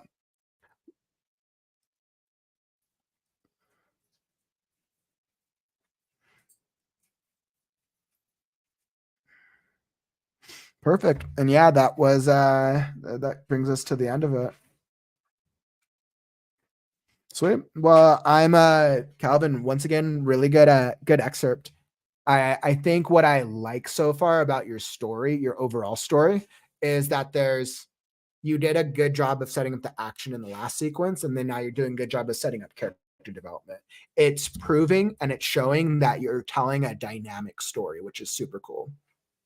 I'm definitely curious to see how this war, how the characters develop over time. So good luck with the continued writing. I forgot how far along you were in this, but just good luck. Yeah, but good luck, and feel free to send some more excerpts over in the future. That was cool. I'm enjoying reading your writing style. It's very easy to get through. Even with the accents, I'm like, I'll figure out the accents in the future. Awesome. Well, yeah, Calvin, thank you for sharing that. And so if you're in the live stream or the chat right now, did you guys get value out of listening to the readings and the feedback? Let me know. Drop it in the comments. I hope you guys got some entertainment out of it. My goal, as always, with readings is provide value and provide something that's easy and that's free for you guys. Like I'll be here every Saturday, so I'll be able to do all this for you whenever. If once again, if you're wanting an excerpt of a story read, I'm probably gonna for next Saturday. So if you want an excerpt read, you can message me or send an email anytime throughout the week, and I will be here next Saturday doing the readings. And yeah, so thank you for dropping by the stream today. We did a full over 3 hours, marking our longest stream so far. Thank you for joining me. If you found any value from the stream, don't forget to follow and or subscribe to this channel, because I'll be doing more creative writing tips, strategies, and things to help get you motivated and help you become a better writer every day. And then Saturdays, I'll always be doing these readings. If you want to tune in for tomorrow's show, we'll probably be doing some more writing tomorrow. Let's see. Yeah, so we'll be doing more of our normal writing sprints tomorrow. Here's the poster for tomorrow's show. So come join at 2 p.m. Mountain Standard Time. And yeah, that's what I got. What I'm going to do is I'm going to throw up my editing ad one more time for you to check out if you missed it in the beginning. But I appreciate you. Let's see. Let's throw that up. Looking for an editor? I actually do free critiques and readings for your story every single Saturday on my live stream. My name is sacred. I am Butternut. You want to minimize the chance of a reader being pulled out of the story and being like, wait, what's going on? Forget dropping to the drop zone. I'm dropping you guys now, but drop or die. I would go harder in on the language that you use when describing the technology, the mech, the air units. In a maze of unending grid-laid streets with no avenue of exit in sight, when I wake up from dreaming, sometimes I wake up silently screaming. Add or adjust some of the language so it matches Boschian landscape, mirror world, Shadowland. Or if you're looking to hire an editor for your next book because you're ready to take it to the next level, I do full editing services where I'll focus on character. The man froze for a moment, then nodded. Wolf, me, Wolf. I want to know more about each of the characters. Wolf makes me suspect that he's either father, a pirate, the evil antagonist, like the capricious nature of life's tapestry. You want to highlight and elevate that relationship between the two of you, that meeting moment. World building. I want more of this. Rhyming tone is music to the ears. I saw you're dead inside. That something happened I never knew about. And all those lies, loneliness, and us having to cope with it, relate to it, understand it, or fight against it is a very powerful message. Dialogue. He was surprised that this woman of all people was giving him a pep talk, because sometimes when we have characters who speak too much, it's easy for someone to tune out if they're reading it. And this is a really interesting world, and I don't want people to tune out on your work. And structure. Ben jumped up a little disoriented and grabbed his gun. Running to the stairs, he heard men yelling, "Who else is down there?" During this shootout, I would just add a little more detail, make this a little longer, because this shootout is fun. This is like the action sequence of like, kill the bad guy, pow pow. So that way your book will be all ready to be published. And let's take it to market. All right, and I wanted to throw that one back up. So once again, I'm here if you need editing services or if you just want a free reading and a review every Saturday. Thanks for joining me today. I'm Kauffman, and I'll catch you on the morrow.